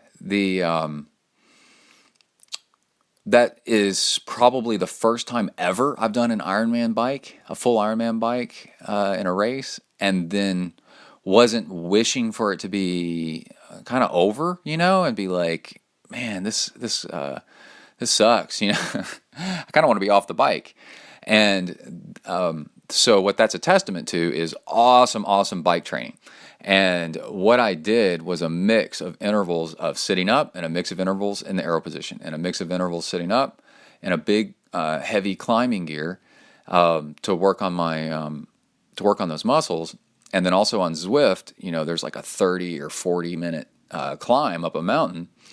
And so I did lots of that. And so I really focused on climbing and training, and it paid off. And because I knew the climbs were going to be big enough where I was going to be sitting up, I did a lot of sitting up climbing and training, way more than I've ever done before.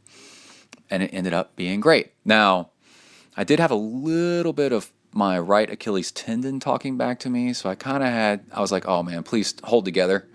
And it did. I just kind of had to watch it a little bit. And I think that's it on the bike, except 6,000 something feet of climbing, averaged 19.2 miles per hour, even though I stopped 4 times. And then I slid from 11th back to 88th place on the bike because I couldn't descend because I'm a total puss at descending on the steep stuff. But on the bike, I did sub 6 hours. I did 5:57, and my target watts was, because on paper, we always talk about it on paper, my FTP is 310 watts, and that meant I should have been able to hold 220 on the bike, and I did. And like it was just normal. I was just like out for a good bike ride, and I wasn't struggling towards the end or anything like that. Just pedaling along, and and kind of a nice low heart rate, just cruising. And so that's a big testament to the bike training and knowing your numbers and kind of knowing what you're doing and being conservative on the bike. So, and training really well so you can be conservative on the bike and just relax. And again, I finished the bike ride. Like, I was just like, wow, that was fun. I really enjoyed it. And also the electronic shifting was killer. Like, I was always in the right gear at the right time. because the electronic shifting has the shifting out on the sidebars, out by the brakes. So you could ride the brakes and go into a turn and then be in the right gear without having to get into the aero bars to shift gears. It's really, really cool. And I'm using Shimano Di2 Ultegra for that. And yeah, and bike special needs was pretty cool. So before we get into the T2 and the run, let's give a shout out to Amrita Bars, which I'm super stoked to have as a long-time sponsor. Awesome snacking. What I had this morning before I went for my run was an Amrita bar. And gosh, and I wore an Amrita kit, which made me really noticeable out on the course. It's black with this beautiful rainbow of colors on the front, right in the middle, and on the back of the jersey. Really nice kit, Amrita socks, just all around, like pretty rad. And let's see, they are such a good supporter. They have some discount code stuff for us. And while I was on the trip, packing a bunch of Amrita bars, which is really convenient, and it's healthy. And they're a mix of both food you can snack on, and it's healthy, and also it's rare to find a food that you can snack on and also use as fuel.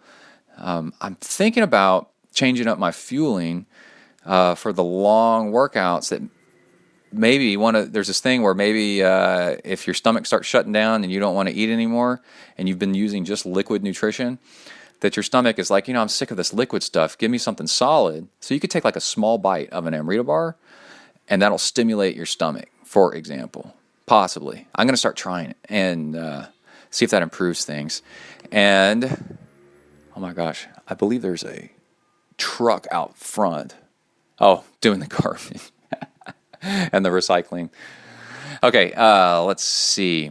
Amrita, there's all kinds of cool stuff here. First off, there's amritahealthfoods.com. You can go there. A discount code is Zen 2016. 2016, all one word, lowercase Zen 2016 to get your discount. They also have a Amrita Club. Let's see, where you get 20% off the regular price, free shipping. You choose the bars you want, and you can get a free triathlon or cycling top with your order. Oh, I think that's if you become part of the club where you get stuff delivered on a regular basis. And boy, the Amrita bars are starting to show up in all the big stores. It's pretty cool. It's low, very low or non-allergenic, and so that reduces inflammation, which is super cool. And yeah, just the whole trip, I was snacking on Amrita bars every once in a while, and it's just so consistent and reliable and easy, and doesn't spike your blood sugar like crazy, and then so you don't drop it afterwards, which is about 90% of good eating out there. So just all around good stuff. And they're date-based, which is super cool. So again, discount code is Zen with lowercase Zen 2016. Go to amritahealthfoods.com and go order yourself some. Okay, now let's talk about, I got notes on T2.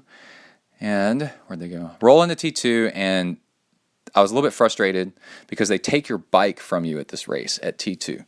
And when you get off the bike, you just did this huge climb, and you're kind of rolling along, and you roll in the transition area, everybody's cheering at you, and then you get off your bike, and then some guy just grabs it and starts walking off with it. And I'm kind of like, well, wait. I want to check my bento box to make sure I got everything out of there that I want. And also, have I forgotten anything? Have I left anything on my bike? And I did. I left my bike computer on my bike, which kind of sucked because it made me worry later. Like, I hope nobody steals it or something like that. My Garmin 510, and especially since it's swinging all over the place. And so when you do the race, remember that. And probably, I think most Ironmans, they take your bike from you. A full Ironman, they take your bike from you when you finish. And you have limited time with your baby before it's whisked away to the nursery. And then it's too late. You're like, what do I do? And they're like, over here, get your change bag, get your bag, your T2 bag, and run. And you're like, okay. So that kind of sucked. But now and you can prevent that. You roll in, get your stuff ready. And that was it pretty much about T2. Nice and simple. we were watching a video about Whistler that they made after the race. It just got published, and there's a guy at T2, a volunteer, an older guy that's kind of wacky apparently, and fun, good wacky. And Emily goes, "Do you remember him?" And I go, "No."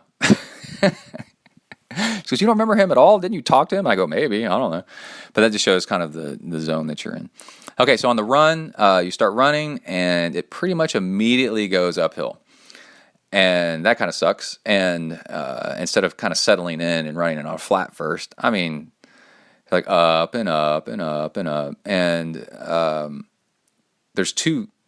It goes one direction around a lake, and then another direction around a different lake. And the first lake is, and then it does all that twice. First lake's real small, or park. I don't know if there's a lake in the middle of that park or not.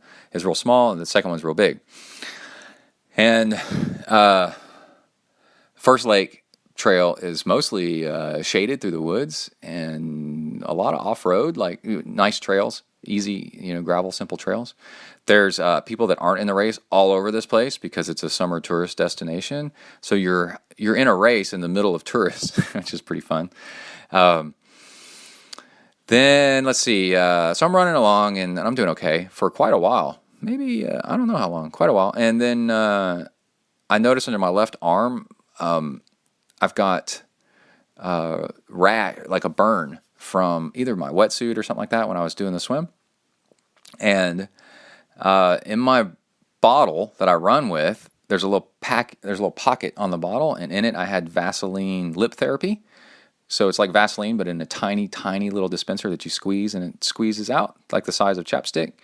And I squeezed some out on my finger and rubbed it on that raw spot, kind of on my inside of my left bicep. And it felt so good. And so basically I lubed up the burn so it quit burning, which was nice. Because, man, salty sweat on basically road rash is kind of what it is. That sucks. That's painful. So this alleviated that about 90%. And then so I'm cruising along, and I'm doing pretty good. I'm eating my fuel. And then my plantar fasciitis started acting up. Hold on, coffee break. So I never really got to run. One thing is I never really got to train my running like I wanted to because my plantar fasciitis would act up and hurt the next day really bad. And this is a hilly run, so I never really got to do a lot of hill training. And I was really focusing on, I used that opportunity to focus on my bike anyway, my bike training. And I've been babying my feet, so going into a full marathon after biking with plantar fasciitis issues is, very suboptimal. So it started to hurt, and then it started to hurt more, and worse and worse and worse. And to the point towards the end of the run, I could actually feel like little plantar fasciitis, the fibers in my feet, the muscle fibers and tendons and stuff like that, individually the tiniest pieces starting to pop, like tink, tink, tink, tink, tink. And I was just like, oh, God, this is not... Little tears happening all in my feet. And I'm like, this sucks, dude. This really, really sucks. So I had to back off the pace for that. And then also, I can't blame it all on that. My fueling was off, and I just wasn't feeling great. And so I had low energy, and my heart rate dropped because I didn't want to take on any fuel, because if I did, it was going to kind of make me feel sick. And but then I'm not eating enough. So then I don't have much energy. So I could walk just fine. But it was just, 3.5, 4 hour marathon all of a sudden became like, I didn't even look at my time yet, 5.5 of run walking as I was both my feet in crushing pain after a while. And then also just not feeling great because of not being able to take on fuel. So, and if I did take on fuel and then started running, I'd start to get kind of sick to my stomach, and like I might throw up or something. And I hate that, so I'm not going that route. I've done that in a race. I'm going to try to avoid that. And also, I noticed about halfway through the run, oddly enough, the muscle above my right knee and to the right of my knee a little bit started to give out. Not cramping, just started to kind of go, hey, I'm not here now. Like that. I was kind of worried about my knee buckling backwards because that muscle was just not working, like it was just like, hey, I'm out to lunch. And that part didn't really hurt, but it also wasn't, it kind of alarmed me that I might start getting cramps. If that muscle's starting to go, then other muscles are going to start to go. And I never got any cramps, which is a good testament of good training. A cramp, number one cause of cramps is you didn't train enough and you're going too hard. And the other thing was, when we were in the airport I forgot what city, Vancouver. I don't remember. But I grabbed, it was Houston. When we were at Houston airport, I grabbed some mustard packets. And they're real small. And I put one on my bike bento box when we got to race day. One in my bike bento box and one in my run bottle little pouch thing.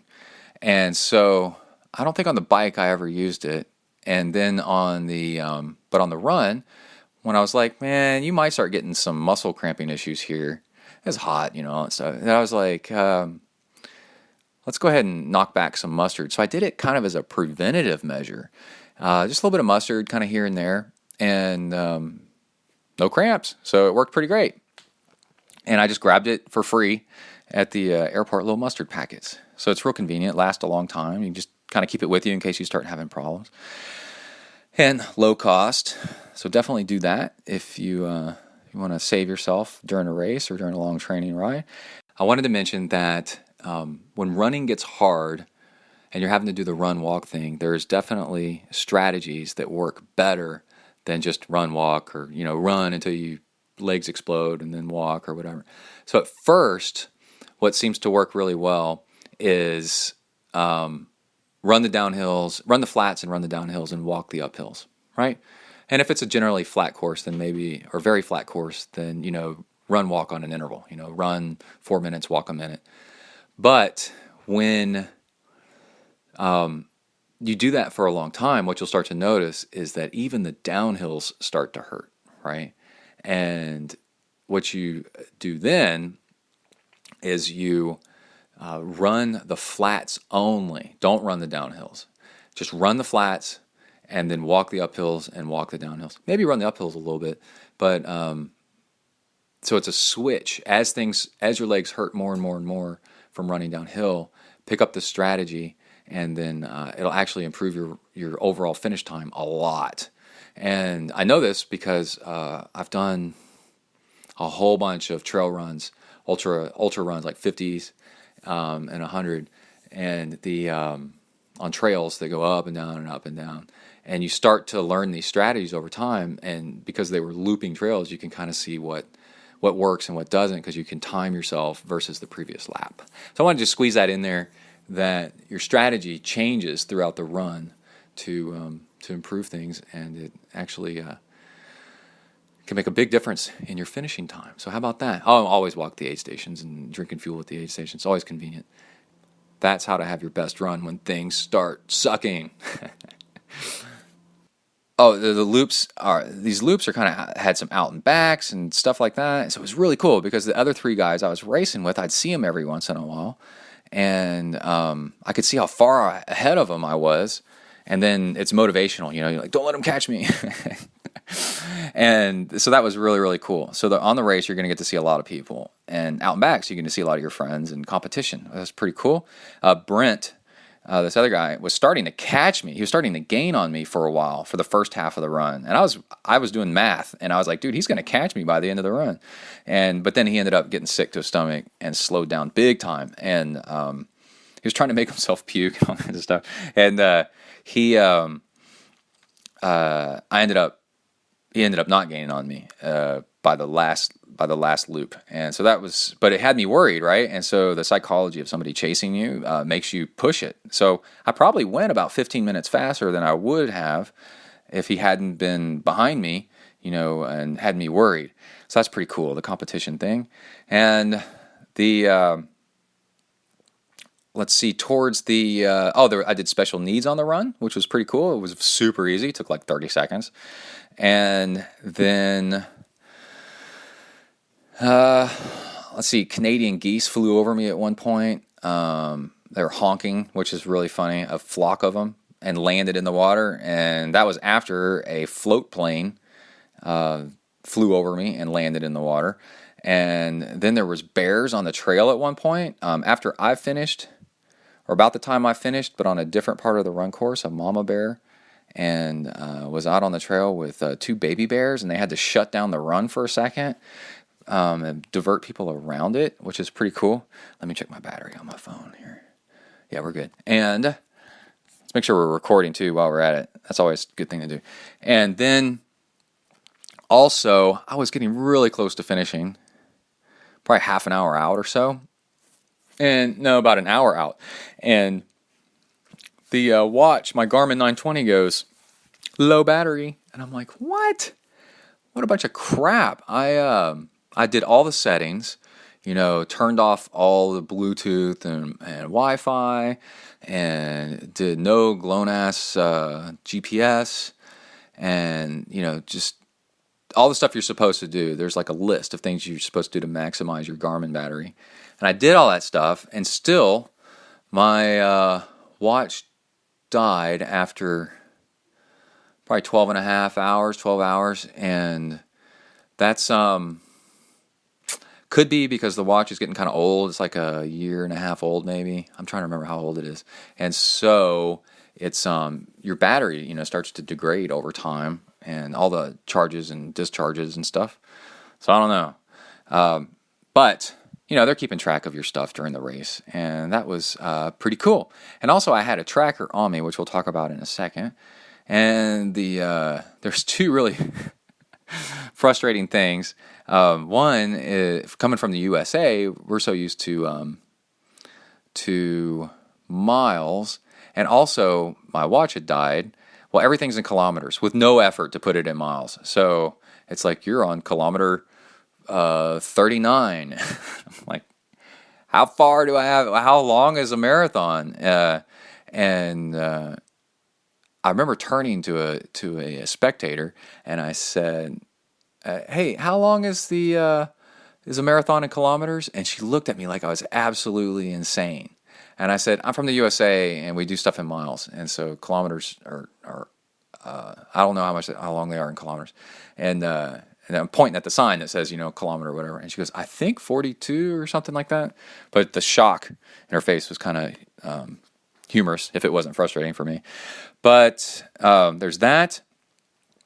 And I had a real beef with the finish, the last, let's say, half mile. I don't know, what was it? Of the run, because it's one thing to have a finish line of the end of a run, kind of wind around a little bit. That's kind of cool, right? And I think they had it wind around a little bit because they wanted to have it go through the little community village down there so more people can see people running, right? You're kind of showing off the runners by running them through town. Well, it's one thing to do that, which I'm totally for. And it's another one to run people towards the finish line and then away from the finish line. And you can see the finish line. And then run them towards it, and then away from it, and then towards it, and then away from it. And at one point I turned to some spectator, and I go, "This is ridiculous, them turning us away." And she's like, "Well, you only got a little bit further to go." And I'm like, "Well, do I?" Because we're going away. You can see the spectators at the finish line, and then all of a sudden, "Hey, turn left here." And you're like, "What?" And so that's not fun route planning. Run it through town, but not towards the finish line and then turn around and back out again. That's a little bit suboptimal, is what I'll say. And so be prepared for that if you go do that race and they haven't changed it. Study the end of the run and see what it does. I actually didn't study the end of the run route, and that's what bit me in the ass. Was being frustrated, not knowing. And the finish venue is awesome. So you come across the finish line, and then you walk over and kind of collapse in this big green area with giant TV screens. It's almost like a semi-auditorium, big park area. It's fantastic. And the grass is soft and cool, and you can kind of lay down. And coming from the south, it's so nice because there's no fire ants everywhere. It's just super cool. And you can watch these giant TV screens, watch more people come in. And your family and friends can kind of watch you come in too.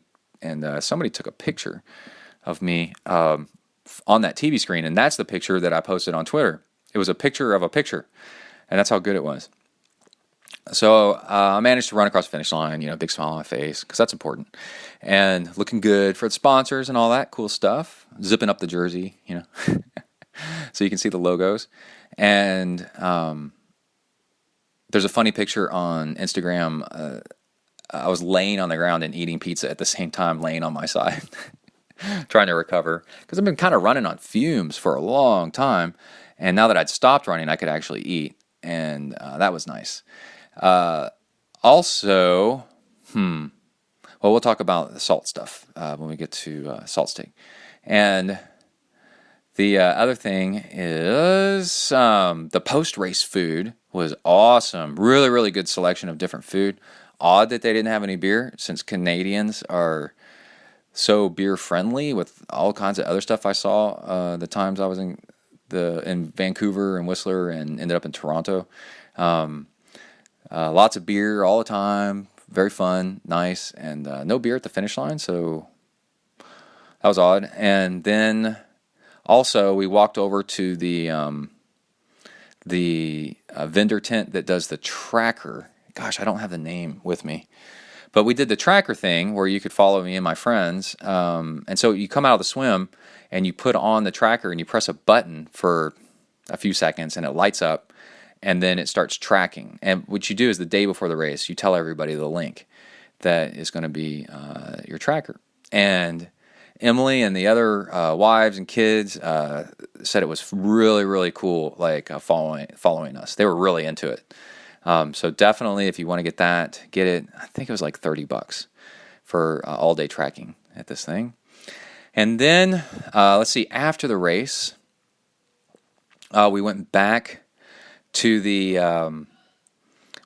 house that night, and I was feeling great, was fine.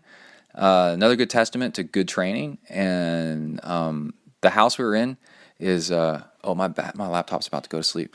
The house we were in is four floors, 4 flights of stairs. And the cool thing is we got back to the house and I was fine. As terrible as I looked on the run, and me laying on the ground eating pizza was kind of a joke, and I was being silly. And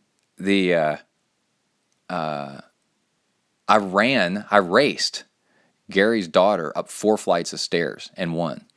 And because I still had my legs were fine and everything like that, I had not used my legs to their potential because of the plantar fasciitis and the fueling thing. So it's a little bit frustrating, but it's also nice doing an Ironman and your legs aren't all destroyed. And then the next day, got up, and now we're into vacation mode. Emily's like, okay, you did your stupid Ironman yesterday, and now we're going to go do stuff around here and continue with our vacation. And so we rode this gondola system up to the very top of Whistler. It's 3 gondola and open ski lift rides. That's how tall it is. I think the top was at 7,100 feet, and I think we started at 2,000 feet and go up there. So it was really, really high compared to where we started. And then we're hiking around, all kinds of stuff up there. My legs are, a little achy, but actually pretty good. So just walking along, no big deal, jogging, just for kicks, not really jogging, but kind of jogging along to see if you can. Felt fine. And so that was really cool. And apparently, the more Ironmans or long ultra runs or marathons that you do, this is a benefit, is your legs get less and less sore every time that you do one the next time, So if you're doing your first ever ultra marathon or first ever Ironman, your legs are going to be hammered, when you do it.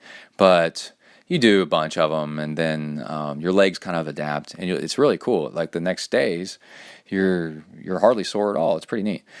Then, if you don't kill yourself out there. And then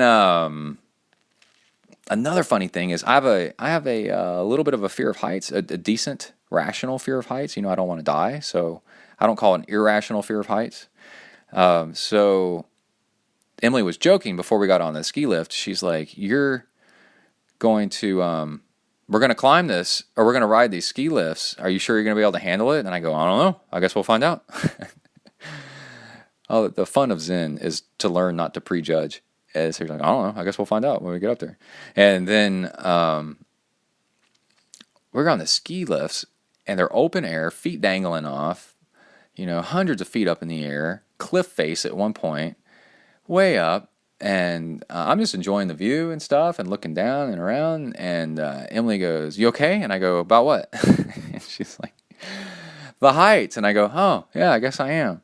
And I figured out what it was, is the descents on the bike ride were so steep and so crazy, and I had been force-fed them the days before, that I was used to it.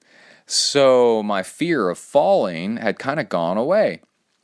And because I'd done a whole bunch of fast downhill, and I hadn't died, and so my brain had kind of turned off the fear part of it. So that's kind of neat. And I had a job one time doing construction where I had to get way up on catwalks and sweep stuff. And the first day, I was really, really scared and nervous, but you got to do it, right, to earn your paycheck, or they're going to fire you. And so I made myself, you have to do it. And then after having to do it, then I learned for the rest of the summer, I wasn't afraid of heights at all. So because I had to get over it. So a lot of stuff you think you've got is only because of you're not forced to deal with it and then get better at it. Let's see. The 70.3 looked like a ton of fun. And yeah, man, I really, really had a really good time. The views were incredible. And we went down to Vancouver and did all this cool stuff. There's Grouse Mountain with grizzly bears on top of it that you can get really close to. And just all around, like, just an awesome time in British Columbia. I highly, highly recommend it. And I've told people since I got back, been showing pictures and all this stuff, that if I could go anywhere summer after summer after summer for the rest of my life, or if I could move somewhere, it would be there. That place is incredible. I don't know about the winters, but the summers are fantastic. And so I just had the time of my life really there. And if you want to go do an epic race, this is definitely one to do it. Unfortunately, the weather's not consistent, because I heard like last year they had like terrible weather, really cold, really miserable. So I wouldn't say we got lucky. I would say the other people last year got unlucky, because typically I think the weather's kind of like what we have, or it's nice in the summer. But you just never know.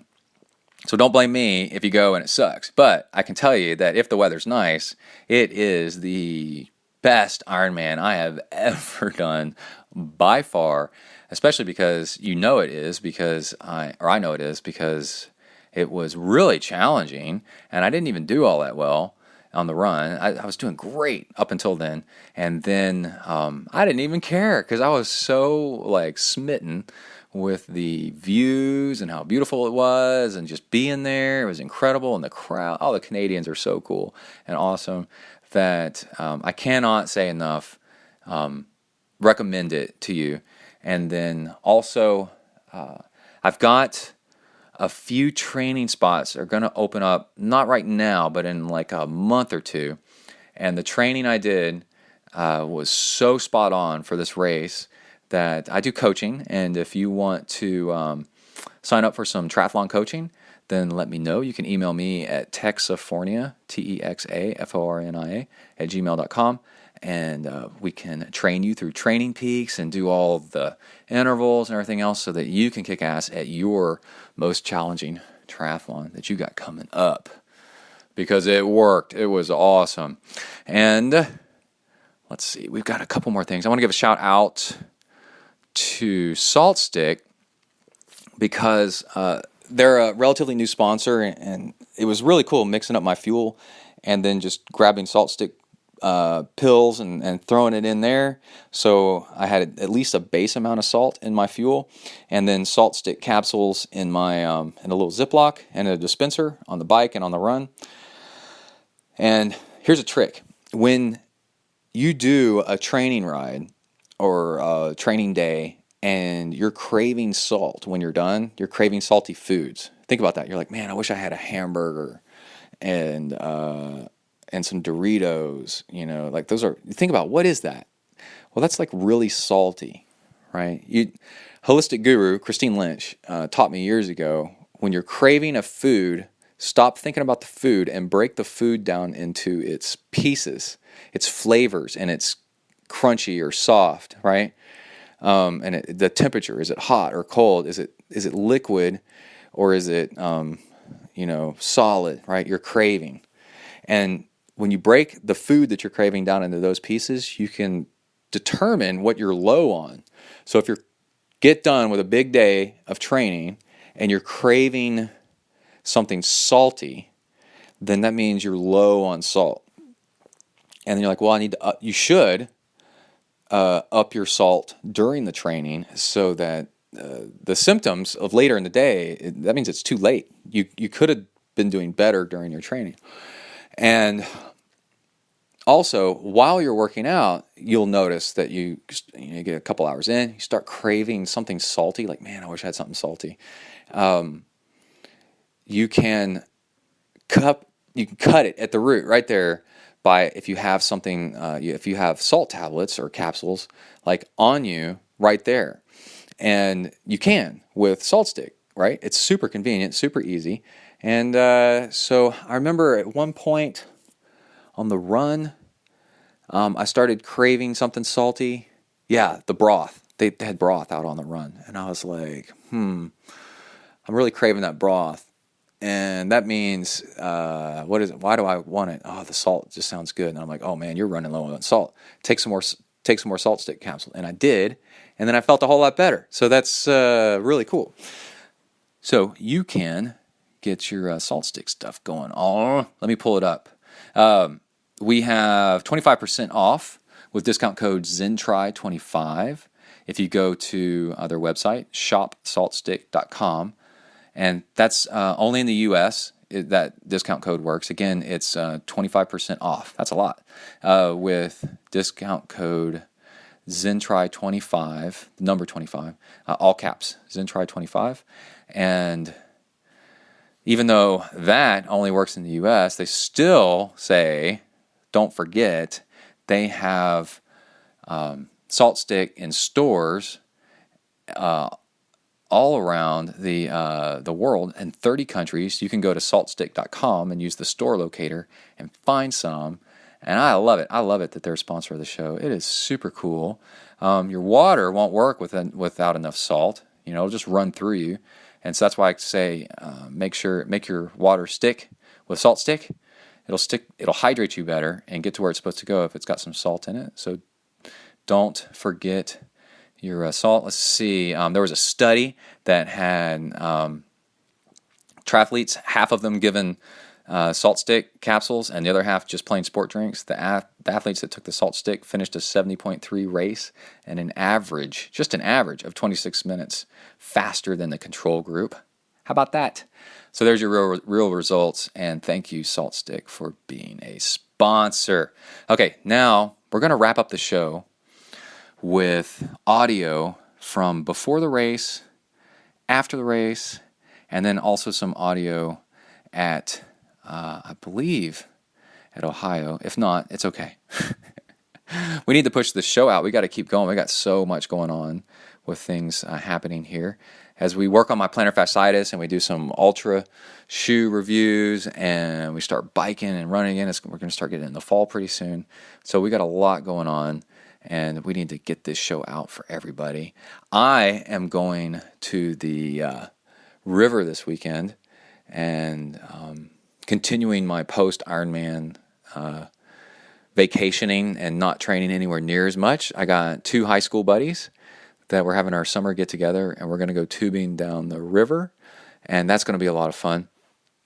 Pretty much no working out whatsoever, and that's good because I need to be doing stuff besides running, and distracting myself is a great way to do it. And another thing I'm going to try is there's a lot of talk about flat pedals being just as good, I think I may have mentioned that, as clip-in pedals if you're doing a consistent, even effort, like in triathlon, non-draft legal triathlon. And I'm thinking, because I have a power meter on my bike, I'm going to do a test and go with flat pedals and another test with clipless pedals, same route, and then see the difference and see what happens. And that'll be really, really cool. So that'll be coming up pretty soon. I'll have some numbers to share with you. And just stuff to make you go,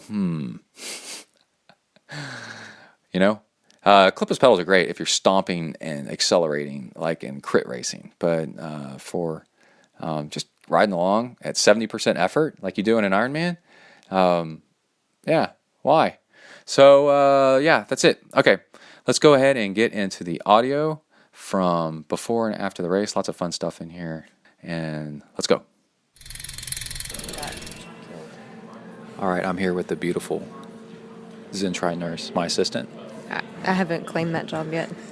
We're partners. We're partners, but I could be your assistant. Equal. You could be, but you're not doing a very good job of being my assistant. Oh. Anyway, Emily's on her phone looking at Facebook for somebody got murdered for dealing meth. We're at the airport, by the way. I went to buy meth. You went to buy meth? In B-Dice, where I used to go see all my patients. Yeah.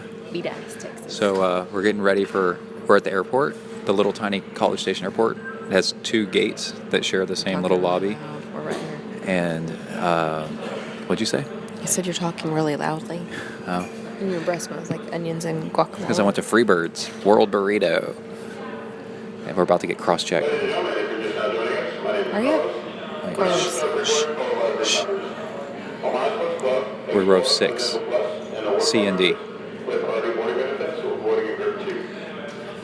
I just told Emily a while ago that if we lived on a boat together, we could call it the relationship.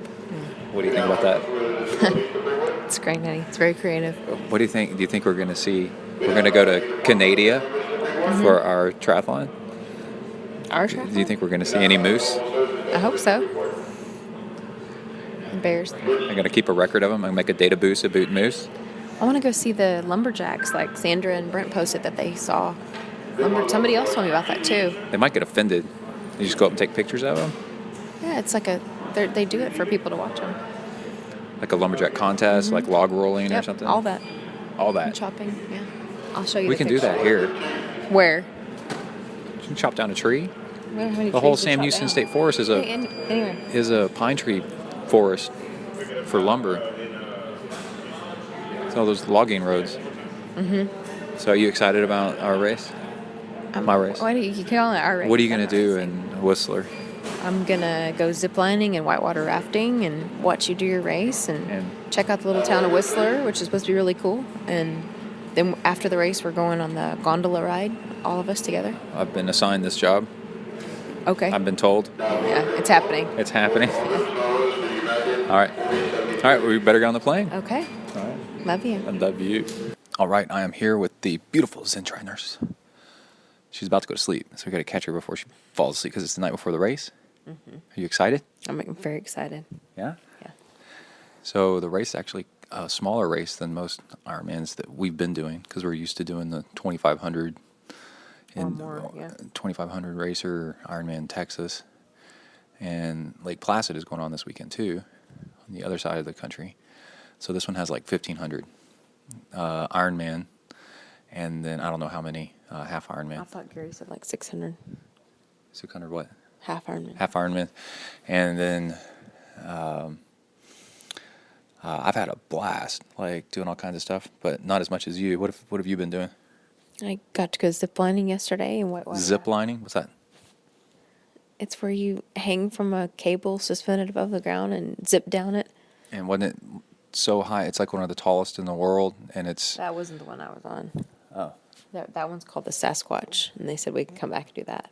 That was not the one we did. Oh. We did it was 5 different ones, and the last one we got to do freestyle, and I hung upside down. Yeah, there's a video of you on Facebook hanging upside down from the zip line, and then you went whitewater rafting. Yeah, that was awesome today. We had a great time. Any sharks? Orca? No, we just saw the bear yesterday. Oh, the bear. Tell me about the bear. Tell everybody about the bear. Well, we were driving up to get on the zip line, and we looked out to the side, or the front of the car, and there was a bear just like right there on the side of the road. And he kind of looked at us like, okay. We all freaked out, and the guides and the people that live there are like, yeah, it's a bear. But yeah, it was So cool. whose car were you in? The van that that works for that company. Oh, it was taking you up to the top. It was Zip Trek or whatever. Okay. Yeah. Anyway, and so then and then today's your birthday. Oh, yeah. It is. And Red Bull has a downhill mountain bike course that's insane looking going You said that was on. your birthday. It's just my birthday. Big deal. Yeah. It is a big deal. Oh. And I made For you a you. card and sang happy birthday and you got a cake. Yeah. We're in Canada. I mean, it is a big deal. Yeah, we're in Canada. Uh-huh. Okay. Yeah. A. What's that about? Sorry. Mm-hmm. Anyway, yeah. Anyway. The people are really friendly here. Every place we've gone, they're just so efficient with like getting you set up and ready for whatever thing you're doing, like the zip lining thing or the whitewater rafting. That's been pretty amazing. And polite. And And very I polite. I like polite people. So we may have to retire here so that we can not be by annoying, And it's cooler. hyper aggressive Americans. Like everybody here is just so nice and pleasant. Yeah, and like when we went to the grocery store, they charge you per bag. Like you're supposed to take your reusable bags, and they counted how many plastic bags we use and charge us 5 cents a bag. I didn't tell you that. Like That they happens in a really lot are- of cities in the well, United but States. They're really trying to take care of the environment and make sure you recycle stuff. And, Yeah. You know, all that. That's been pretty. It's very clean and pretty. This area is. Yeah. So Chris, who's sort of a local, he lives out of Vancouver, took Gary and Brent and I out to drive the course, and it's challenging. It's just that there's hills and downhills and turns and potholes and stuff like that, you know, where if you were familiar with the course, it wouldn't be a big deal at all. But because we're not familiar with the course, then it's going to be rough. I think you got to add like half an hour or more to a normal Ironman time for this one, just for the bike. And then the run has 2 hills or something like that, 300 feet elevation gain in each hill. And it's going to be challenging. And it's not spectator friendly at all. Like we're having a hard time. All the wives on the and run. the kids. We're having to decide. It's not like Ironman Texas where we can easily find you and get back and forth to places. I don't know. So we're working on that. That's kind of true. But Ironman Texas, you couldn't find us on the bike either. I don't know. It's harder to get. Anyway. So we are really close to the race site, which is cool. And downtown Whistler, the village, I don't even know to call it a downtown, is real fun. And there was an eagle and a great horned owl down there on display. Oh, yeah. Did you see I that? did see that briefly. And real touristy, super, super hyper extreme mountain biking place where we went to like 6 or 7 different bike shops looking for a between the arms aero bottle. And There was that many bike shops down there? oh yeah, but they're all mountain biking shops. Yeah. And I'm trying to think what else. I've made all my fuel, which was I've got powder like all over me. Emily came in and asked me a question, had some numbers on it, right in the middle of me trying to measure stuff with a digital scale, and it's just insane. That's still one thing. One of the things I don't like about doing long course racing is measuring out all the fuels and stuff like that. It's just so funny to watch all 4 of you and Cliff and Brent and Gary.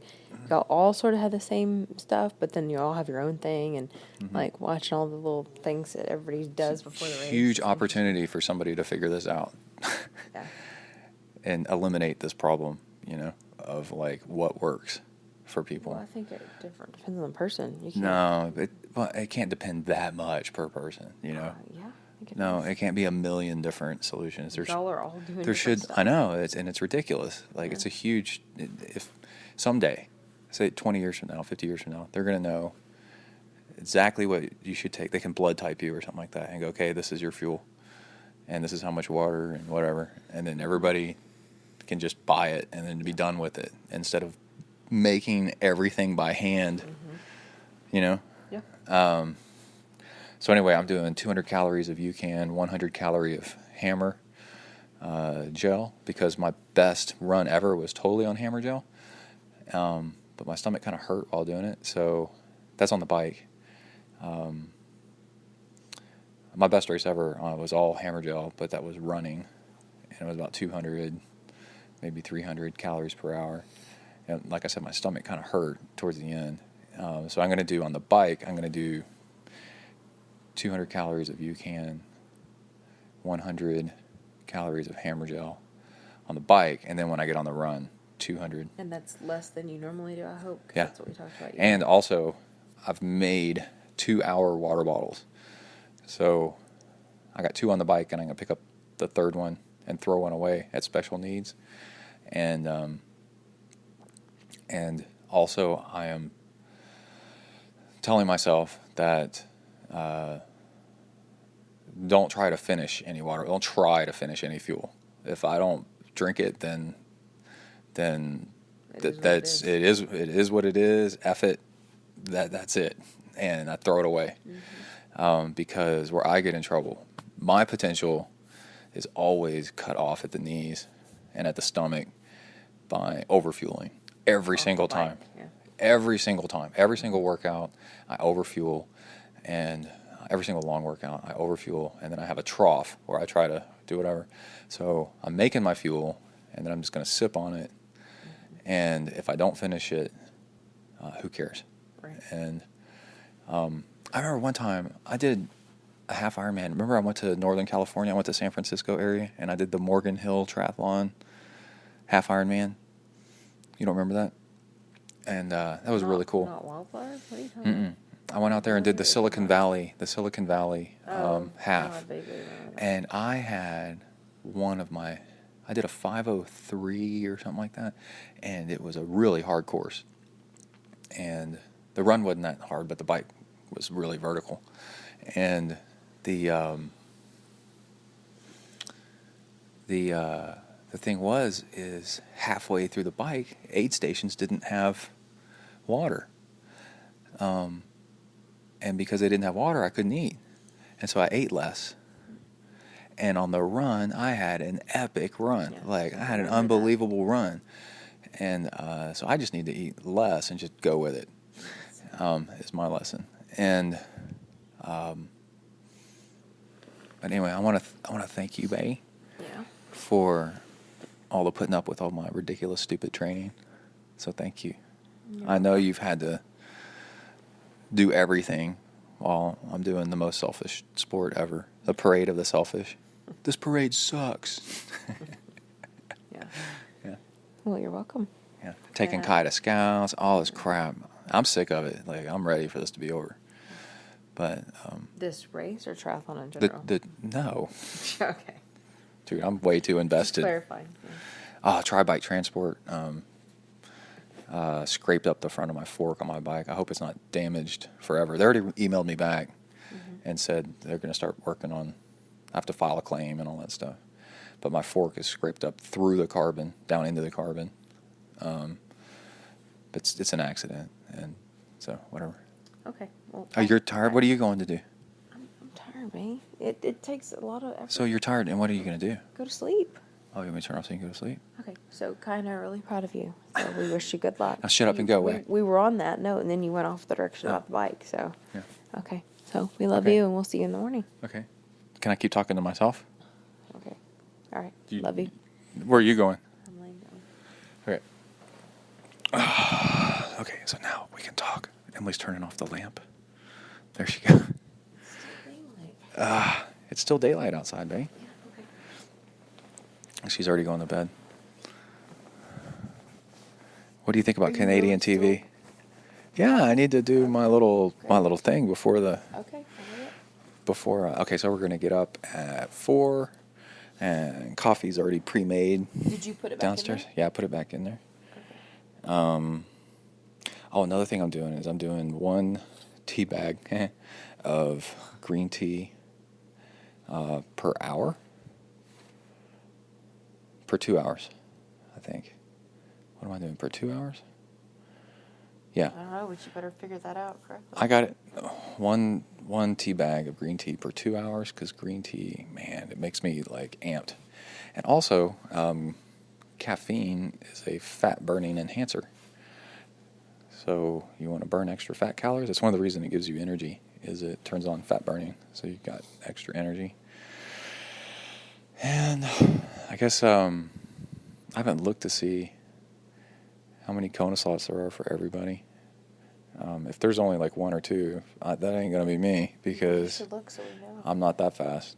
You're gonna do But I am going to do really, really, really good. And I guess what I'm looking for is like, I think I'm going to do really good, is a potential, percentage of overall finish. Like, Chris got, the guy that took us around driving the course, he got 17th last year with an 11 hour. And that was the 35 to 39. So that's, that shows you how hard it is. And so, let's see if I can get a good percentage finish. And then I could compare that to like what percentage would that be at like Ironman Texas, for example. So let's say I get 15th percent or 20th percent or whatever percent it is. And then I go look at Ironman Texas time, and then I figure out what percentage the full Ironman Texas is of that. Then I can go, oh, okay, so at Ironman Texas I would have gotten this, and continuing my quest really for a sub-10 Ironman, I think is a nice goal. That would be amazing. I don't think that's possible here. It's too vertical. We're climbing out of the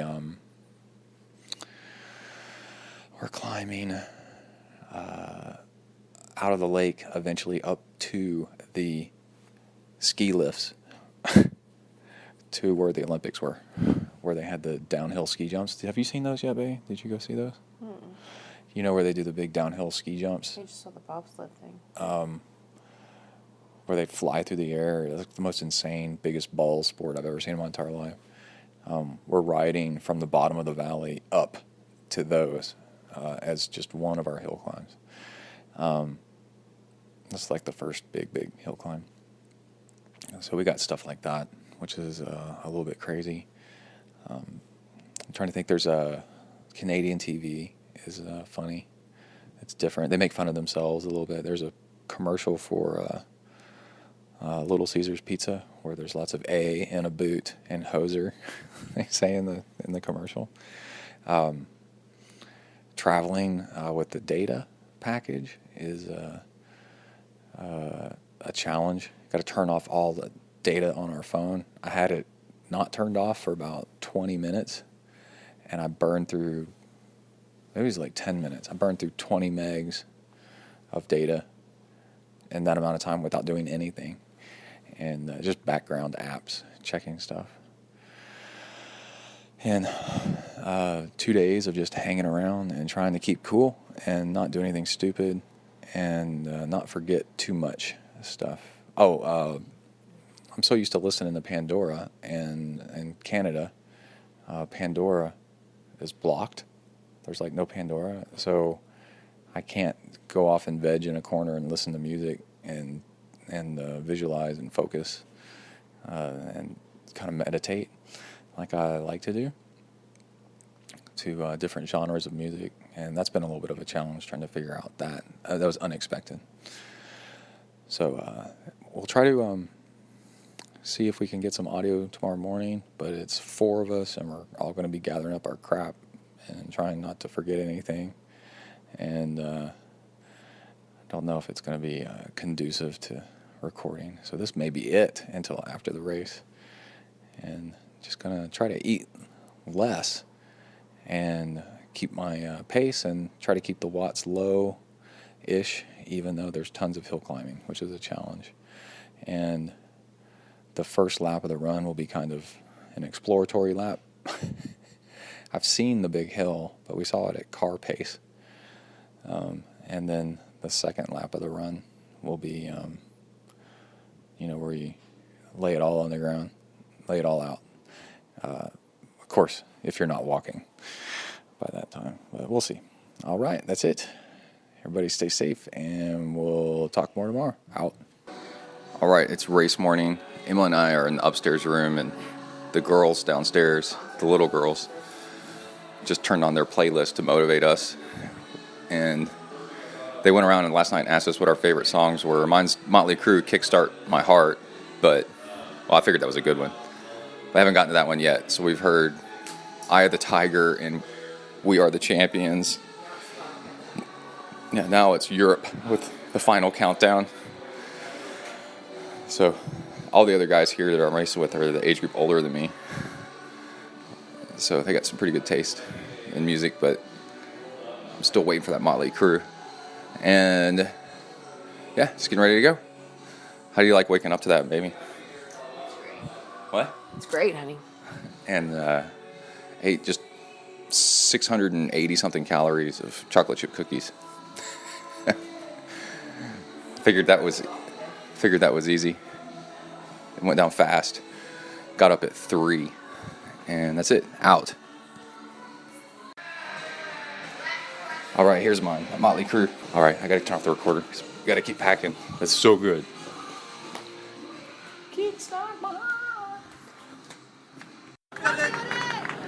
All right, we're here at Age Group Nationals with the beautiful ZenTri nurse again. How's it going?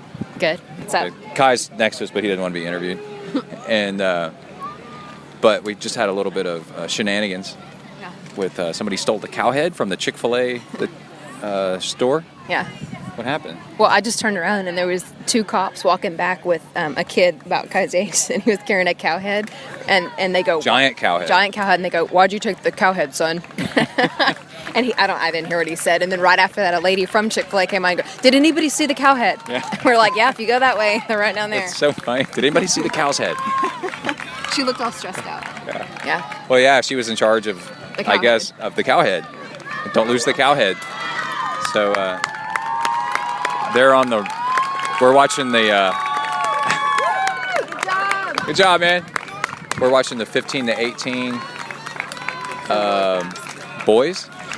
Or 16 to 18 maybe, and they are freaky fast. And we've watched the swim, which was 750 meters, I think so, or yards, and big mass start. What do you think? It was a few hundred kids, maybe a couple hundred. Yeah. All jumping off the pier at the same time. The girls are getting ready now. Sideways start like you see on TV, and then the bike ride had packs going by, and we're right in the middle of it. It's really cool. Made whoosh by. What do you think the bike ride was? How far? I haven't figured that out yet. I don't know.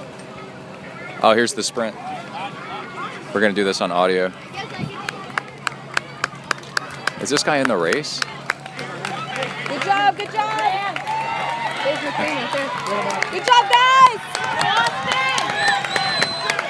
Wow. Good job. Look at him die. All right, so Kai's team is up here. Of course, Kai's 11, so his race is tomorrow. But we came to watch all this so that we could see what it looks like. Come on, you got it. Come on, man. Come on. It's right there. It's right there. Good job, good job. So what do you think of all this? It's exciting. Yeah? Yeah, makes me nervous to watch the bikes, though. Did you take the cow head? Yeah, I took the cow. And then I gave it to that kid, and he got in trouble. Yeah. All right, cool. All right. Well, Kai's race is tomorrow. Well, oh, look, they're warming up or something over there. Is that the girls? Yep. So Kai can do some swim warm-up this afternoon after the girls' race, maybe? They are. At 10:50, they're supposed to be riding the bikes, and then at 1 o'clock, they're doing a swim.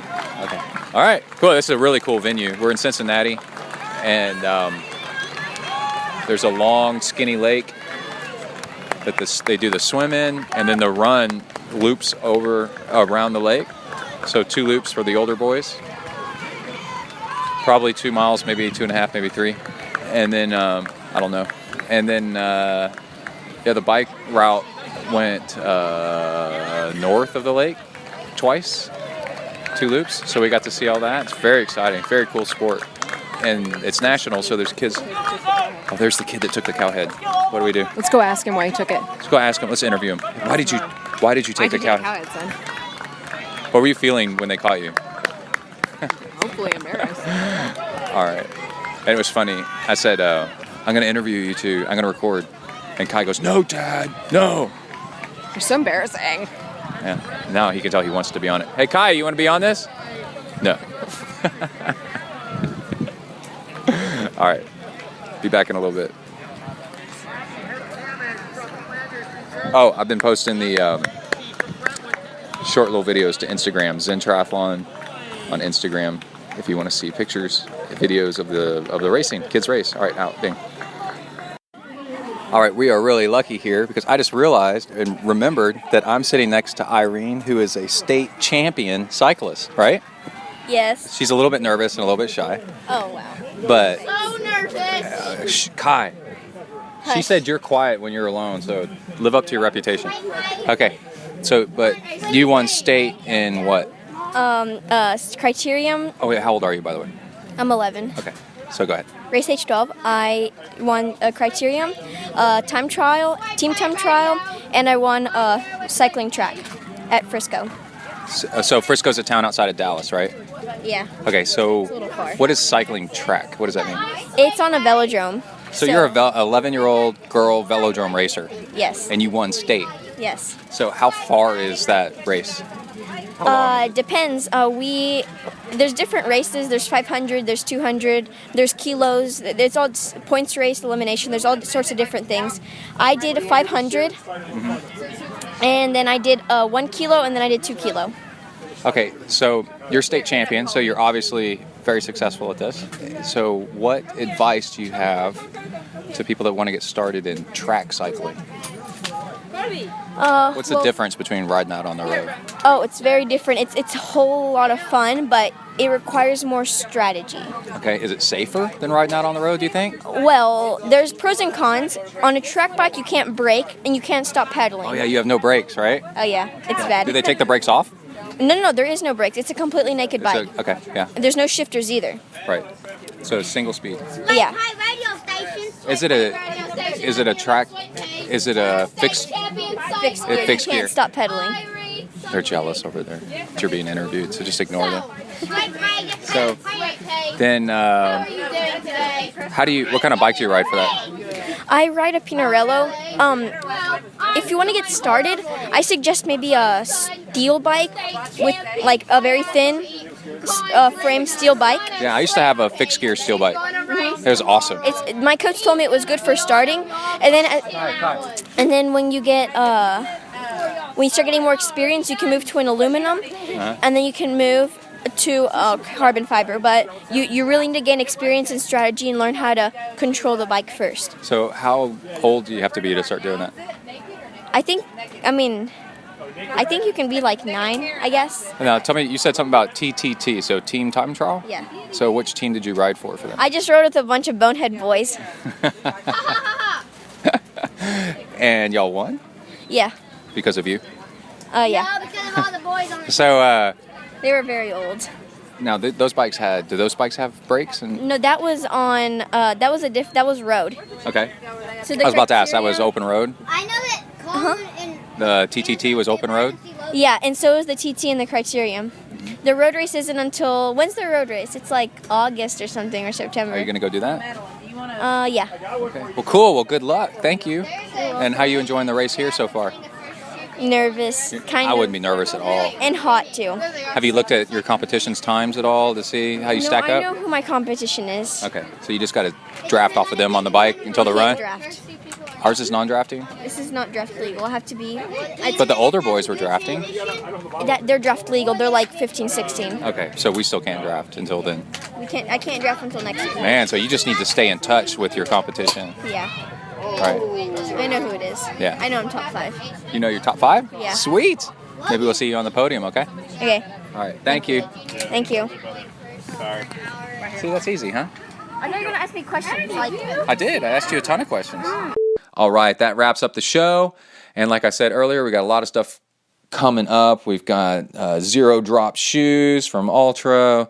We've got flat pedaling with a power meter on the bike to see if it's better than clipless. We've got interviews, got all kinds of cool things coming up. Everybody stay tuned out there. Work the uphills, cruise the downhills, and keep the rubber side down. Out.